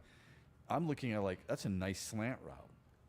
Braylon's not even looking at the route. He's looking at the corner and what the wide receiver was able to do to take that corner. So more of that coming up later in the 100%. Week here on Braylon's breakdown. It is fascinating. Tomorrow. If you like learning football, trust me when I tell you this, watch 2 to 4. He will deliver.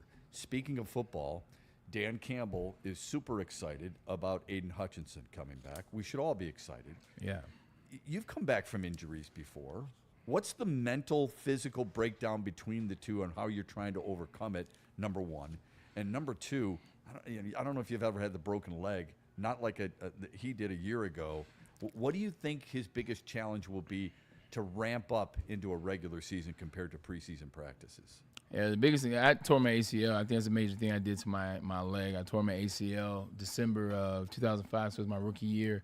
And just the trust factor, it was the biggest part for me to get over. Like once I was healthy, once I was back, once the doctors gave me the, hey, he's done, he's good, he's back in the fold, then it becomes trusting the leg, trusting it to, I was a high point wide receiver. Like, I love going up to get the passes. Like, you throw the ball in the air, it's mine, I'm going there, I'm going to get it. Like, that Moss, when Randy Moss came out with that, getting Moss, I took that to heart. Like, once that came out, and I was trying to Moss everybody, but that became a part of what I was.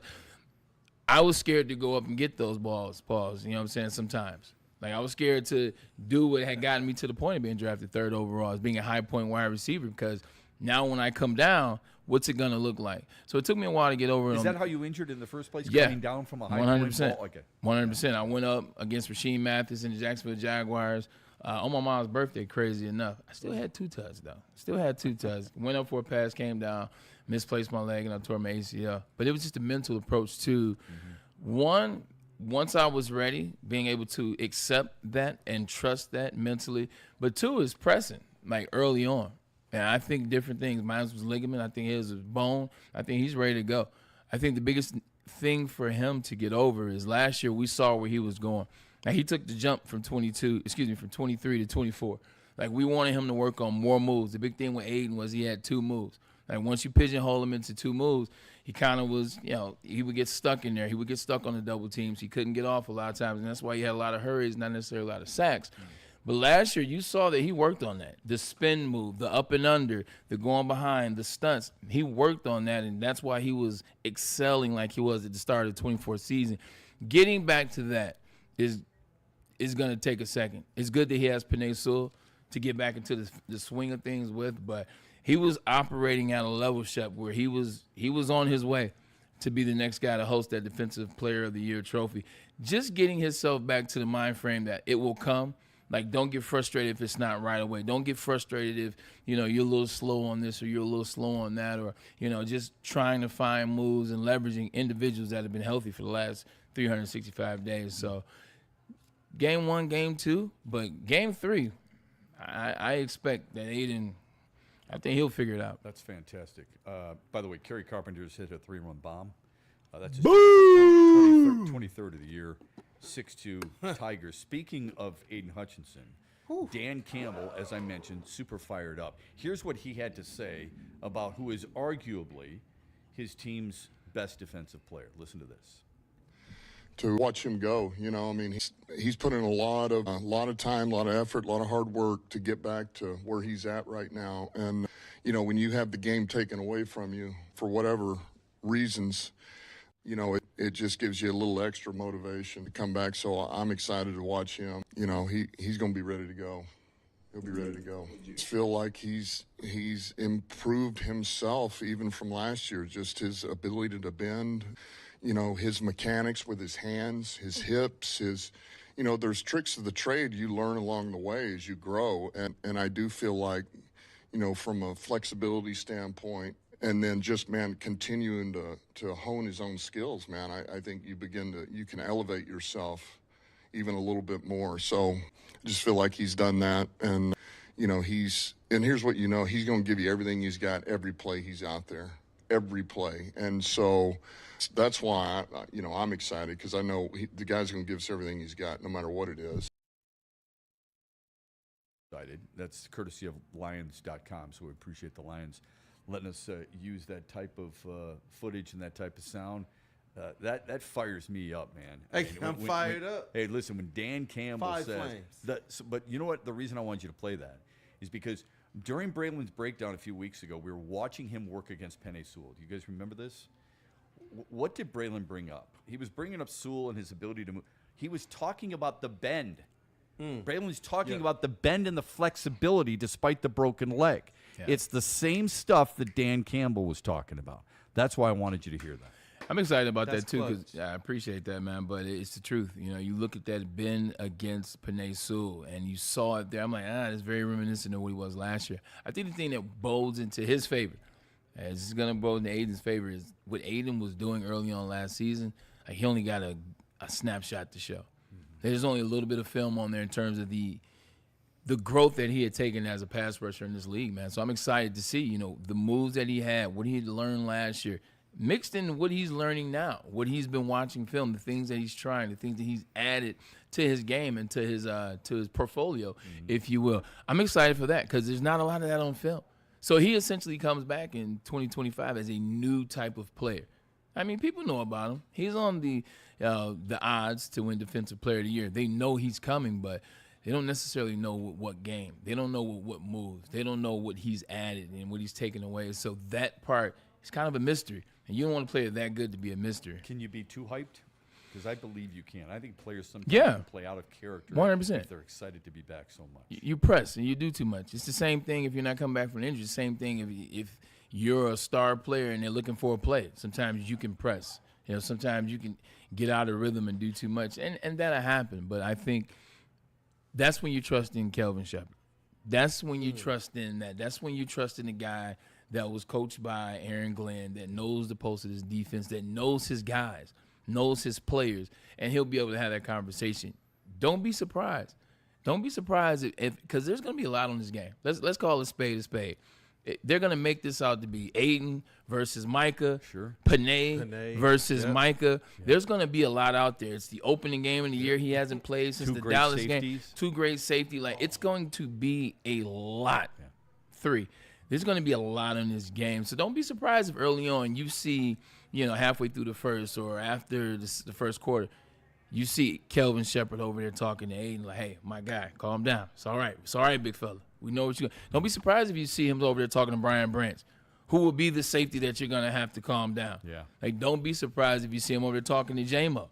Like, all right, J-Mo, calm down. So this is one of those games, and you can see that from the coaches. But I think once that conversation happens, if it's needed, get ready because 97. And you know what, man? You're preaching, bro, because this is not one of those games. Wow. It's not just one where we're getting fired up as fans but still nervous. It's one in which we've owned the Packers. To see Sheila walk around that stadium like a couple years ago like it was hers, to see Brad Holmes hyped up on the sideline, then you go the next year and you see Brian Branch crash out. You know, we want him to stay on the field, but crash out. That team still picked themselves up despite the injuries, and they go out there and they get a dub, man. Yeah. I'm so glad that they get hyped up for this. All the talk, all the like the stuff between even Kirby and Tucker Kraft last year. I love the fact that they take that rivalry. I know every game matters, but it just seems like they take all of these rivalries, or at least this Packers but you know why? As serious as we do. You know why, though? Talk to me. Well, the Lions are the standard now. Yeah. And that's what don't you think that's when you know you've arrived?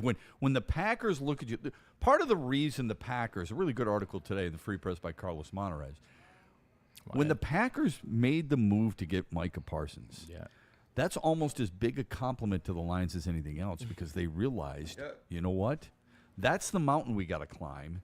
We need this piece to beat those guys. Don't you think? Yeah, 100%. I mean, people don't make moves like that in the beginning of the season, like if it's not for that division or that conference. Right before the game. Like moves like that are usually, and big moves like that, that's kind of, all right, now, now we get to the trade deadline. Now, all right, we're looking at grander things. We're looking at the AFC, who we may see in the Super Bowl.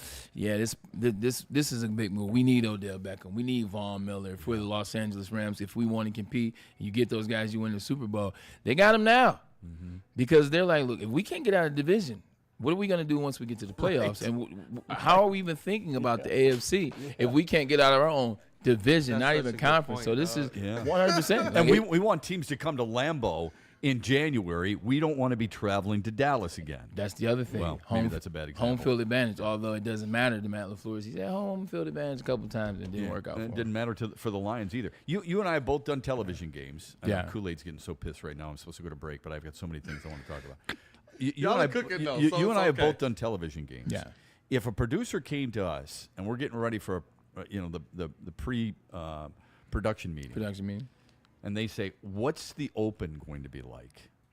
Where would you highlight the Lions, considering Hutchinson's back, the need for the inside on the offensive line, and the amazing skill players that they have? On top of that, how good that secondary is. Where would your mind go with the Lions in a pre-pro meeting? I would talk about the secondary because I think, for the Green Bay Packers, it comes down to Jordan Love. I mean, that's why we're here talking about the Green Bay Packers potentially being a better team. The excuse is Jordan Love was hurt last year. That's why they faltered. Jordan Love was hurt, nicked and bruised all season, started the beginning of the season, and he just kind of got better later on. I would put it on the Lions secondary because I would put it on the guys. They went and drafted Matt Golden, correct? Yeah. And they got Romeo Doubs. And that's why we have Terry Arnold. That's why we have DJ Reed. That's why we have Brian Branch, and who they're very familiar with. And that's why we have Kirby Joseph, who they're also very familiar with. I think the match is going to be Jordan Love. Was it an injury or was it an inconsistent year? And his new weapon and the Detroit Lions secondary. That's the matchup. I don't disagree with you. I'll guarantee the trenches. I guarantee you. Panay and Micah. When they come on at 4:25, no, it's going to be Parsons and Hutchinson. They're going to have a split screen, and they're going to talk about the fact that today you will see two of the best pass rushers, edge rushers in the National Football League. Micah Parsons, and they'll go into why the Packers brought him on board, and then they will transition to Aiden Hutchinson, the broken leg, how effective he was, and how, by the way, Parsons' contract may affect Hutchinson down the road as well. That is guaranteed. I don't disagree with you because I think it's a massive part of it, and you and I both know how we feel about the secondary of the Lions, but that's where they're going. Sexy names, sexy positions, sexy numbers. Yeah, don't slip on that line. You're absolutely correct. I mean, that is it. And they'll probably throw a little bit of Panay versus Micah in there to add to the juice of that conversation. Right, but you're right. What has this game been for the Packers and the Lions for like the last 6 times? We've seen the secondary go out there and take away touchdowns in the red zone against legendary quarterback Mr. Aaron Rodgers, and we've seen them go and do the same thing against Jordan Love as well. Yeah. It comes down to that although Jordan Love won on Thanksgiving. But I understand where you're coming. It's so funny. Like, we're putting all this emphasis on, like, this is what's really going to happen. Like, we're putting all the emphasis on the pass game and Jordan Love, and he's back and he's healthy, and Jared Goff has much to prove, and Jameson Williams is going to take this step, and now they have Matt Golden. This is going to be a run game. Like, this game is going to come down to Josh Jacobs and Jahmyr Gibbs. And David Montgomery. Even you think that in a passing league like the NFL is today, you're going to give me a college belief that it comes down to who wins the battle of the running game? You can say all you want to about a passing league. Look at the average score last year in the NFL. And look how it's been trending over the past 5 years. The numbers drop. Like, they aren't going up. Like, the points per game, they're not going up. And neither the pass yards per game. They're not going up. So I think the run is back. And the run is efficient. And you're talking about 2 games with 2 teams control the time of possession. And you run the ball at the defense. Now you take Micah Parsons out of it. You run the ball. You take Aiden Hutchinson out of it to a certain extent. So I think there will be a lot of emphasis on, I mean, you're talking about 2 premier backs in this league. One obviously better than Jahmyr Gibbs, but don't sleep on Josh Jacobs, who had 1,685 yards and 16 touchdowns 2 seasons ago. So you shooting down my Jared Goff 320 yards passing in the first game? That ain't gonna happen. that ain't gonna happen. And I'm not using ain't for effect. I'm using ain't because it ain't gonna happen. What is going to happen is Dr. Pierce is going to join us tomorrow, but first, we had another guest today. I got nervous. Jesus Christ, can't take no more guests. I thought it was Thursday for a second.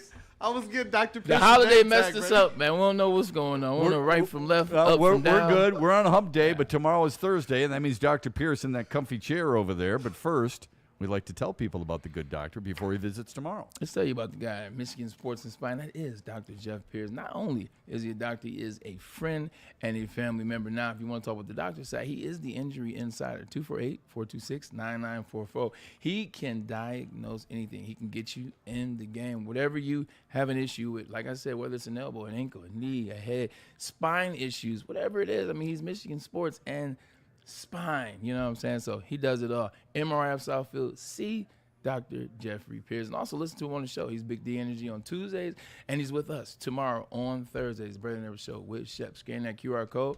It can get you involved with Dr. Jeff Pierce. Right now, this time of year, you're relying on your air conditioning. Pretty soon, you're going to be relying on your heater because it's going to get cold pretty soon. Sharon's Heating and Air Conditioning, proudly serving Metro Detroit and the city for over 40 years with reliable service and treating customers like they should be treated, like you would treat somebody, like family, in other words. So they're going to offer right now heating, cooling, indoor air quality, water heaters, whole home generators, and memberships for you. And right now, if you are a DTE gas customer, you get a free furnace tune-up through December 1st. Did you hear that? If you're a DTE gas customer, a free furnace tune-up through December 1st. Folks, that is a big-time savings. Call Sharon's Heating and Air Conditioning today. You ready? You got a pencil? I'll wait. 734-238-3839. 734-238-3839. Or just scan, make it real easy. That's the QR code right above my head, right there. On your screen right now, scan that, you're all set, and tell them Woodward Sports and the Braylon Edwards Show sent you. Why do we fight? We fight to protect the innocent, to hold the powerful accountable, to bring the oppressors to justice. Why do we fight? We fight to secure and preserve our civil liberties, to get each and every one of our clients the justice they deserve, and to make the lives of real people just like you whole again. ThenFights.com. Planet Fitness now has even more best-in-class strength equipment. Join today for $1 down and save. We're stepping it up. We're not slowing down. Finding new face, new focus. Love that new equipment smell. So, you in? Join the club today. Save when you join for just $1 down, $15 a month. Planet Fitness. We're all strong on this planet.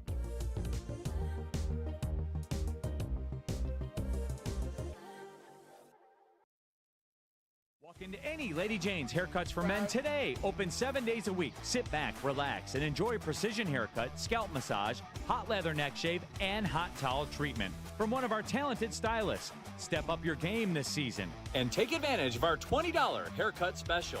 Scan the QR code and get your coupon today. Lady Jane's Haircuts for Men, the ultimate haircut experience. Open 7 days a week. Walk-ins always welcome. Lady Jane's Haircuts for Men, it's wicked awesome. Looking for dinner plans at Sizzle, head to Black Rock Bar and Grill, home of Steak on the Stone. But before we get into all that, how about this? How about you win a helicopter ride for two around the city of Detroit? My beautiful city, your beautiful city. Check it out, man. It's going to be fun. Scan this QR code above my head, and that gets you into the contest. It's a helicopter ride for two around the city of Detroit. And also get you into a drawing for 4 tickets to September 14th home opener. Now, getting back to Black Rock, how about you go to one of these restaurants in Black Rock has, and they have more than a few. Scan the QR code, and they get you involved where all the locations are.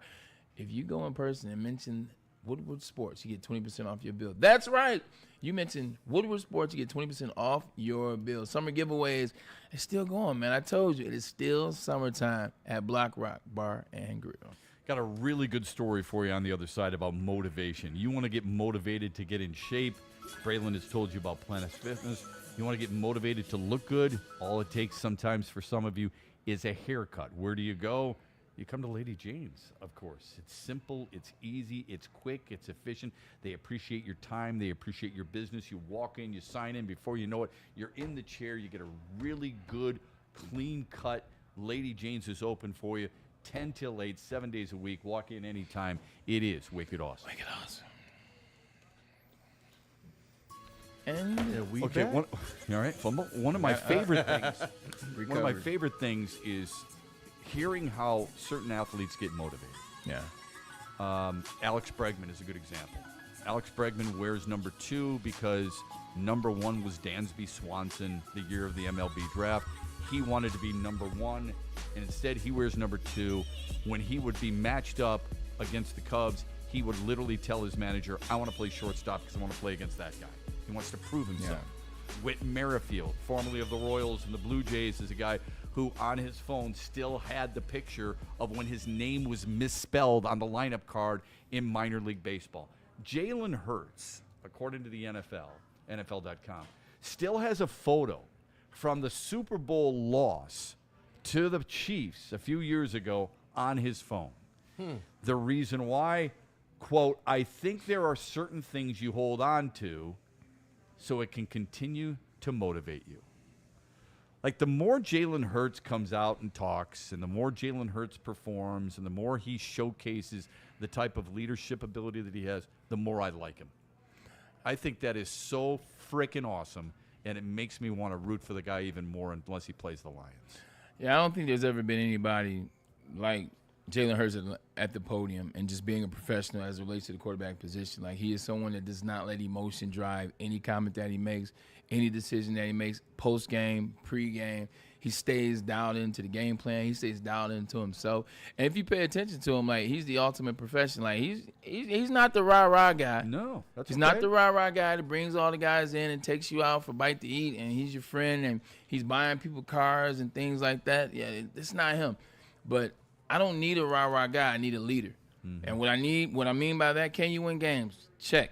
Can you hold us down when we're running into problems? Check. Do you stay even kill? Because when someone stays even kill, I can trust them. I can rock with them. I can pull from them. And I think even though a lot of Eagles or whatever is this, is that, they trust him on game day. Absolutely. They follow him on game day. And the reason why he had that saved on his phone, you know why? Because he outplayed Patrick Mahomes in that Super Bowl and still lost. Right. So that lets him know it doesn't matter how good you played as an individual. It's a team game. So always stay true to that. Always stay locked into the moment. I think that's why he holds that. He's phenomenal at everything except being people's top 5 quarterback. Basketball coach once told me, he said, are you going to follow the type of leader in a fire who's screaming and running like his hair's on fire, or are you going to follow the guy who is calm, cool, and says, you know what, this is the door we're going through. We've got to meet everybody at this specific place, and they're very calm about it. So I've always looked at that and thought about it. And it's interesting you bring that up because I'm in the midst of watching, I know, the Cowboys documentary. I don't know if you guys have seen it. Ryan, I don't know if you've seen it. Kool-Aid, I'm not sure about you. I'm going to get into it. I do love that stuff, and I know Braylon's lived it.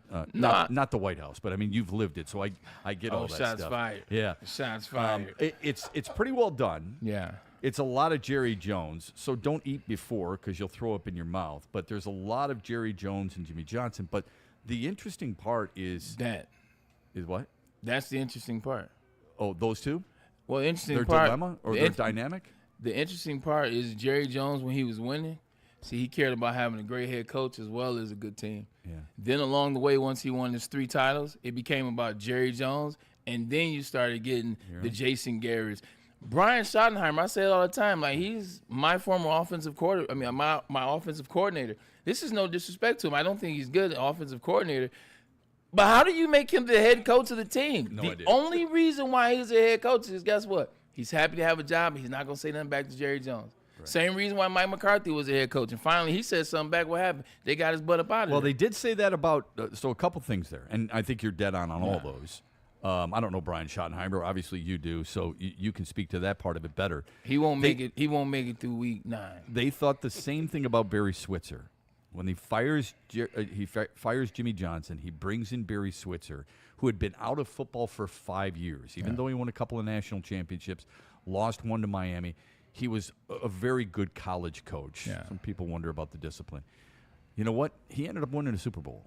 And there was a scene in which Jerry Jones says, I want to see number 5 at tight end or something along those. And Barry Switzer says, that's not your call. It's my call on the coach, which surprised the hell out of me. Yeah. But where I was going with the Jalen Hurts comparison is Troy Aikman was a really quiet leader. They never, he was never the rah-rah guy. In fact, when the Lions beat the Cowboys 38-6, just opened up a proverbial can of whip-ass on them at the Silverdome, and Barry Sanders, and we were all fired up before losing to Washington in the NFC Championship game. Steve Berline was the quarterback that day.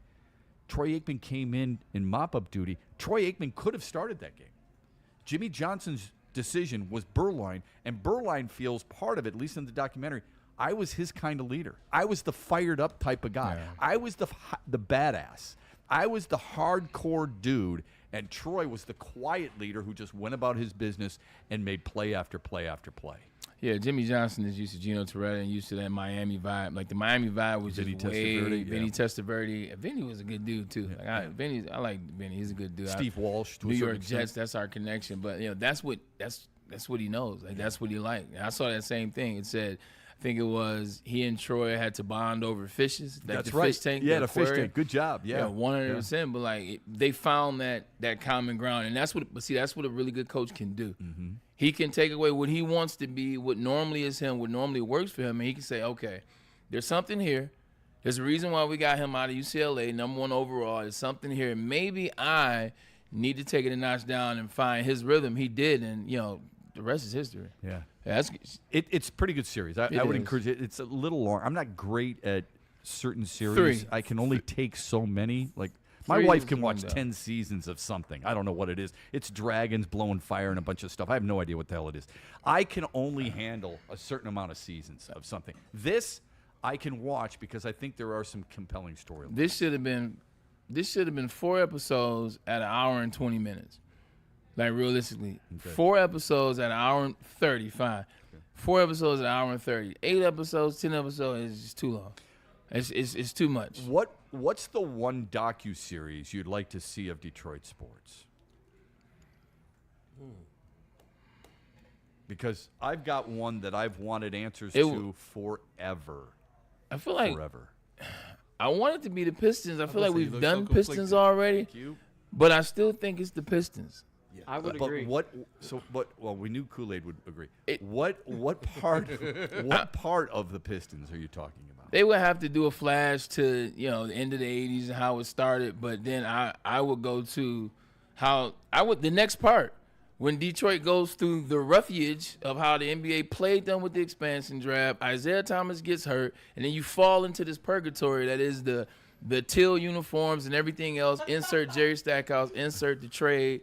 And now we get to 2003. Hey, that's what I need. So I think you're almost there for me, anyway. For me, I've got you to the 5-yard line. Now you need the tush push, and that is insert Ben Wallace. And Brittany can do that, not me. But what I would say is I want to know. That's an inside joke. Sorry, it's his beautiful girlfriend. What I would say is I want to see what happened between Isaiah Thomas and Bill Davidson. That's what I wanted to see. Okay, I want to see that part of a docuseries. How did Tom Wilson win the battle? Yeah. What happened between Isaiah and Bill Davidson? We all have our theories. I have one for sure. And how did Joe Dumars avoid that besides playing tennis with the owner on a regular basis? That's where I wanted to see that type. Now, Ryan's too young for that, but trust me, there was a lot going on there. What if you took and I'm going to let you go, Kool-Aid, because I feel like I'm going to steal them all. I know you got a couple. Since we're talking about fragments and snapshots, what if we find out what really happened? Because the Bye-Bye Barry story, fine, we know what happened with Barry, but out of that, what happened with Eric Kramer to get Scott Mitchell in that? I think I need them to elaborate. That's a pretty good one. Elaborate more on, tell the story. Yeah. I would tell the Lions story in that era.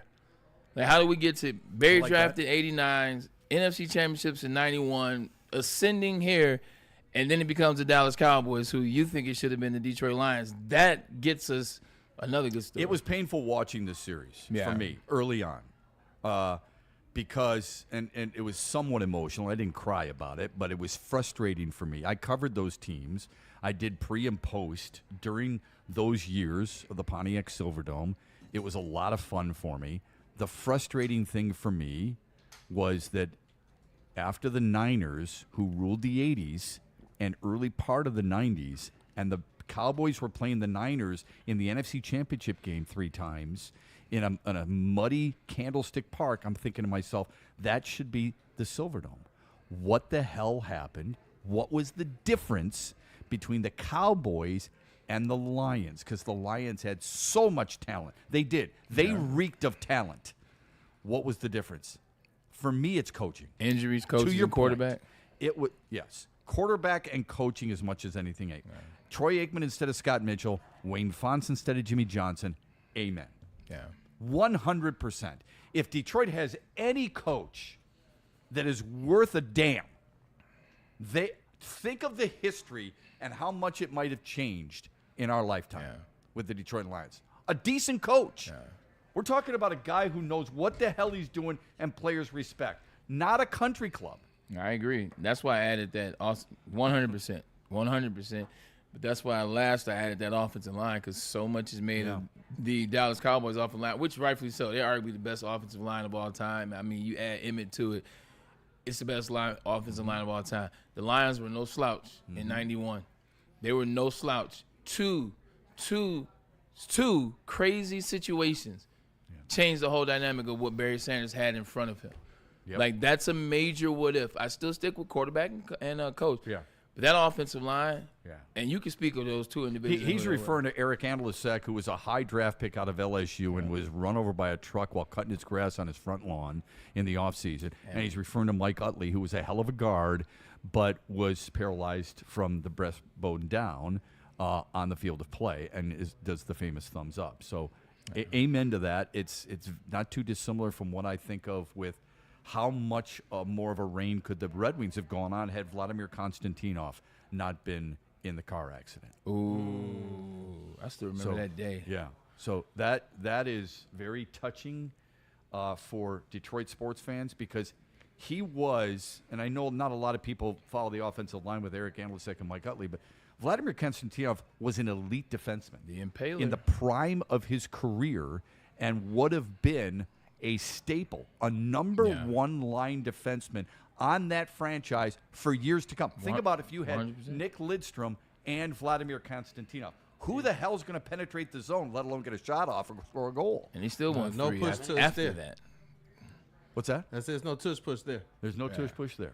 Nothing but shoulders and flying elbows. Here's a fun one. If they just wanted to have some fun, I don't know who would do it, ESPN or Netflix or one of those crazy spots. All the things that have happened to the Lions. Now, it would be very miserable, and you couldn't put this out until the Lions won the Super Bowl. Yeah, you'd have to have but a short once the drink Lions next won, year. once they won, you have to put it out from the Calvin Johnson catch to the Dallas game to insert millions and millions. Every apology letter. To the Falcons game to where you find Brandon Pettigrew getting screwed over. The Falcons at the KJ Bear goal knocking line. it out of the end zone, which is a clear violation in Seattle. All that stuff. When they pulled that Atlanta Falcons game, when they pulled out a rule that hadn't been used since 1958, that's when I finally gave in. I said, yeah, they hate the Lions. Like, there was a rule that hadn't been that's when it came into existence. It hadn't been used in 60 years, and they pulled it on what team? The Detroit Lions. This would be a fun down. Yeah. I'm telling you, that Calvin Johnson catch. That's a really good one. Really good one. Yeah. Shep, I'm also watching the Cowboys documentary right now as well. Yep. To your point of you don't like long ones, this Lions one, of all the things that have happened, this one would be a long one. This would be 10 episodes, an hour long. You know what you'd name it? Probably somewhere along the lines. The Curse, right? The Curse of Bobby Lane. When Bobby Lane was traded to Pittsburgh, everybody thought, he said, you're never going to win a championship again. 57? 57 was their last championship. I think they traded him in 58. I could be wrong there. I don't have the exact date or year. But, yeah. And he said that on his way out the door, and by golly, he's been damn right. You know, but that's what you could name it. Let's get the production team and let's start sitting people down. That would be something else. Remember you were talking about that aura, and like the aura is like when you win championships there. Well, you felt that because you played in a building that has some aura. True, but that's what I say. Like when you're on Michigan and Trumbull, like you start to get goosebumps. I do. I get because emotional. Yeah. They're also NFL champions there too. That's right. That one. Yeah. So I'm like, you got that happen there. Obviously at 68 and then 84, but you feel the championships. There's something about it. That's a good one. Yeah. I never felt like there was an aura around football at Briggs Stadium, then Tiger Stadium, but baseball for sure. I thought there was more of an aura at Olympia than there was at Joe Louis, but they won a lot of cups obviously at Joe Louis. And personally, I loved Cobo. I know it was full of mice and rats and so on and so forth. What's the first thing that comes to mind when you say Cobo Hall? Well, the first game I ever saw was Pistons and Spurs there. My dad so took for me you to it's see basketball. George Gervin. Yeah, I mean, For me we used to go to the circus that was there quite a bit too when I was a kid. At 42, first thing I think about is the auto show. Really? Okay. Like the auto show, the international auto show, because for years we were the staple in the country as it relates to car, automotive, and the auto show. I went to the auto show like clockwork every January, even at college, and even I think last time I cared about the auto show like that is maybe like after I got into the league. Like maybe year 1, 2, I got drafted. I was like, Like once I'm sitting in the car, I used to dream about. Yeah. It was no reason to go to the auto show anymore. Bray was the auto show. Yeah. I used to go too every once in a while, but I remember walking around one time saying, "What the hell am I doing? I can't afford any of these cars, and all I'm doing is getting tired. I'm out of here." Shep, my dad would bring my young 5-year-old, 6-year-old me and my little sister to the auto show, and after 2 times we were like, "What even is this?" And my dad was like, "All right, we're never coming back." Yeah. Here's a funny auto show story. So the girl I was dating my junior year at Michigan, we go down to the auto show, and she was a girl that I went to high school with that was 3 years older that I liked, and I got a chance to date her later on. Fast forward, my mom told me, "Watch yourself with this one. Watch yourself with this one, okay?" She's a little, you know what. Mama knows. But, I'm telling Mom, like, "Mom, get out of here, man. I'm happy I finally get to date this girl. And, we're hanging out. It's a good look, and I feel good." We go to the auto show, pick her up, go to the auto show, and we're walking around. And we get to the Range Rovers. And I swear to God, she says, "When you make it," that was red flag 1. She said, "When you make it, all you have to give me," that was red flag 2, "is a Range Rover." I was like, "Okay, you like Range Rovers? I like Range Rovers too." "Oh, that's dope. Broke up with her about a week later. Yeah, no kidding. Broke up with her a week later. Surprised you didn't do it right then and there. And the second car that I got was a Range Rover. I appreciate the suggestion. And I drove right by her house and beeped the horn. Well, my mom was so proud. She was like, "Hey, listen to me. I see you out here." Moms always know. Yeah, Trust in they mom. do. I give Braylon a lot of credit because I think a lot of people have said, "Hey, do you need anything to drink? I'm going to go to the bathroom real quick. I'll be right back," and then leave. Goodbye. I don't need that kind of pressure. All right, let's get to the mailbag. She's from the East Side. You know what I'm saying? I knew her family. I ain't want no smoke. Oh, man. Braylon. Man of the people. Y'all better go ahead and throw some likes on the stream. Shout out to Joe Hollywood. Dave BIRKETT as well, our guest on today's show. And Dave was dropping some heat. And Joe Hollywood, the banter back and forth between he and Shep, it was dope. And you know what? The chat family to help us reach our first goal. Oh, no. Yeah. I could hear Shep breathing in the microphone when Dave was making some of the comments. When he said window. Hey, no, man, that is hilarious. But I have the people doing a couple things. For their general mailbag questions, they already know #mailbag. And if they want Braylon specific NFL experience and perspective, they can put #AskBray. And we actually got that in the chat from a couple of our people, man. Big Con 51 asked Bray, "I think Jamo will lead the league in receiving yards this year. Am I crazy?"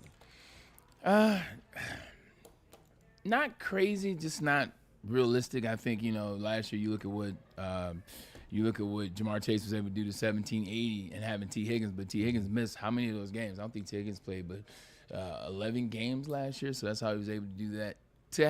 To lead the league in yards That means you're shorting a lot out of Amon-Ra St. Brown. That means Laporta's getting shorted as well as Jahmyr Gibbs is getting shorted, and whoever that 3 is going to be, whether it's Khalif Raymond, like Dave BIRKETT, which was another point I saw you, or whether it's Tesla. It's a lot of people, and there's only one pigskin. So as much as I like that, I don't have a problem with it. I just don't think it to be true. I think he's along the lines of 1350. Wow. Yeah, I think 1350, which is big. Yeah, but I think 1350. Can we amend that and say he might lead the league in big yards play per catches? catch? I could definitely. He go yards per catch for Okay. sure. Okay. Because I think he was second last year. Remember, I think he led last year. So not that far off. Yeah. I like that. Yeah, Okay. for sure. All right. Anything else? from the That's mailbag? big, especially Yeah, from 100%. Mr. Braylon's breakdown himself. And yes, we do have another one. I asked Bray, Michael Weary, what do you think about the year TA, Mr. Terriano, will have in year 2? I'll let you take that one because Oh no, he wants your advice, and I bow to you. no bowing over here, but I believe Terriano is going to take a major jump. I think why is because he was a really good defensive back at Alabama. He played under Nick Saban, and you saw that last year. You saw the skill last year, but it's a physical league in the SEC. You know, it's a physical, and they don't throw the flag as much on Alabama. And I think last year he realized that they were going to throw the flag. So fast forward to the film that you watch out of camp. Like, he's in good position on Amon-Ra St. Brown. He was in good position on Jameson Williams, and he made a lot of plays without having to pass interference, without having to basically get a flag. So you see that already. He's going to take a major jump, and I think it's going to be another one of those things where we're coming back to the microphones like, that SOB Brad Holmes has done it again. So yeah, I think he's gonna take a big jump this year. He's gonna be a corner 1 in 2 years. Yeah. Oh, I like that. Yep. I think he's gonna have a really good year. I'm excited for him. And at the end of this year or in 2?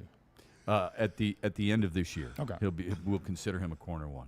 I'm sorry, I'm not laughing at y'all. That's all right. One more. I had one more question lined up, and then somebody just threw one in that I think I have to ask Bray. Okay. So, Do it. Here we go. I guarantee it's nothing to do with football. not at all. Hashtag Ask Bray. Here comes the East side, west side, or suburb girls? All right. I am going to say west side. I'm going to say west side. I live west side majority of my life. West side, you know, I think west side, because west side kind of encompasses both. I think you get the suburbs with the city. You know, I'm all about how many rooms can you walk in. Hey. Like my girlfriend, she can walk in any room. That's real. And that is true. That's real. There's no doubt There about you go. that. She can. Plus, she lights up a room because of her personality as well. She's a wonderful person. We really love her. All right, before we get out of here, I want to tell you about Buddies, okay? Because Buddies is the real deal. Joe Hollywood was telling us earlier, he's going to, if it's not the Falcons winning the division, that he's going to buy us Buddies. So I'm rooting hard for Tampa. All right, Buddies Pizza wants to be here. I want Buddies to be here too, especially their barbecue brisket pizza and their barbecue chicken salad, which looks really good. Plus their super summer sundaes. I could use one of those every once in a while. All at your neighborhood Buddies Pizza and BuddiesPizza.com. Don't forget, it's not just pizza. It is also really good burgers. Yeah, the smash stack burgers. It's only at Buddies and BuddiesPizza.com. Buddies Pizza, that's what you should go right now, man. We appreciate you guys joining us. It's been a heck of a day, man. We appreciate having Joe Hollywood in again. Thank you for that. And then also we appreciate Dave BIRKETT for coming on and giving us his expertise in the field of the Detroit Lions. Look, football season starts tomorrow. What did the Tigers do? Did we get a W? Tigers did get a W. Tigers got the W. So they got 1 out of the 3 tomorrow. A Braylon's Breakdown you do not want to miss. We'll be with you 2 o'clock here on Woodward Sports. Have a great Wednesday, everybody. Ever wonder what goes on inside the game? Deep ball's got a man and got him. Touchdown, Braylon Edwards. Join Braylon Edwards and Shep Edwards has it. 10-5, touchdown. on the Braylon Edwards Show with Shep, Bar looks in zone. Got Edwards for the touchdown. where they dive deep into the heart of sports. Weekdays from 2 to 4 p.m., they're bringing you expert analysis, exclusive interviews, and a fresh perspective on the sports you love. Don't miss it, only on the Woodward Sports Network.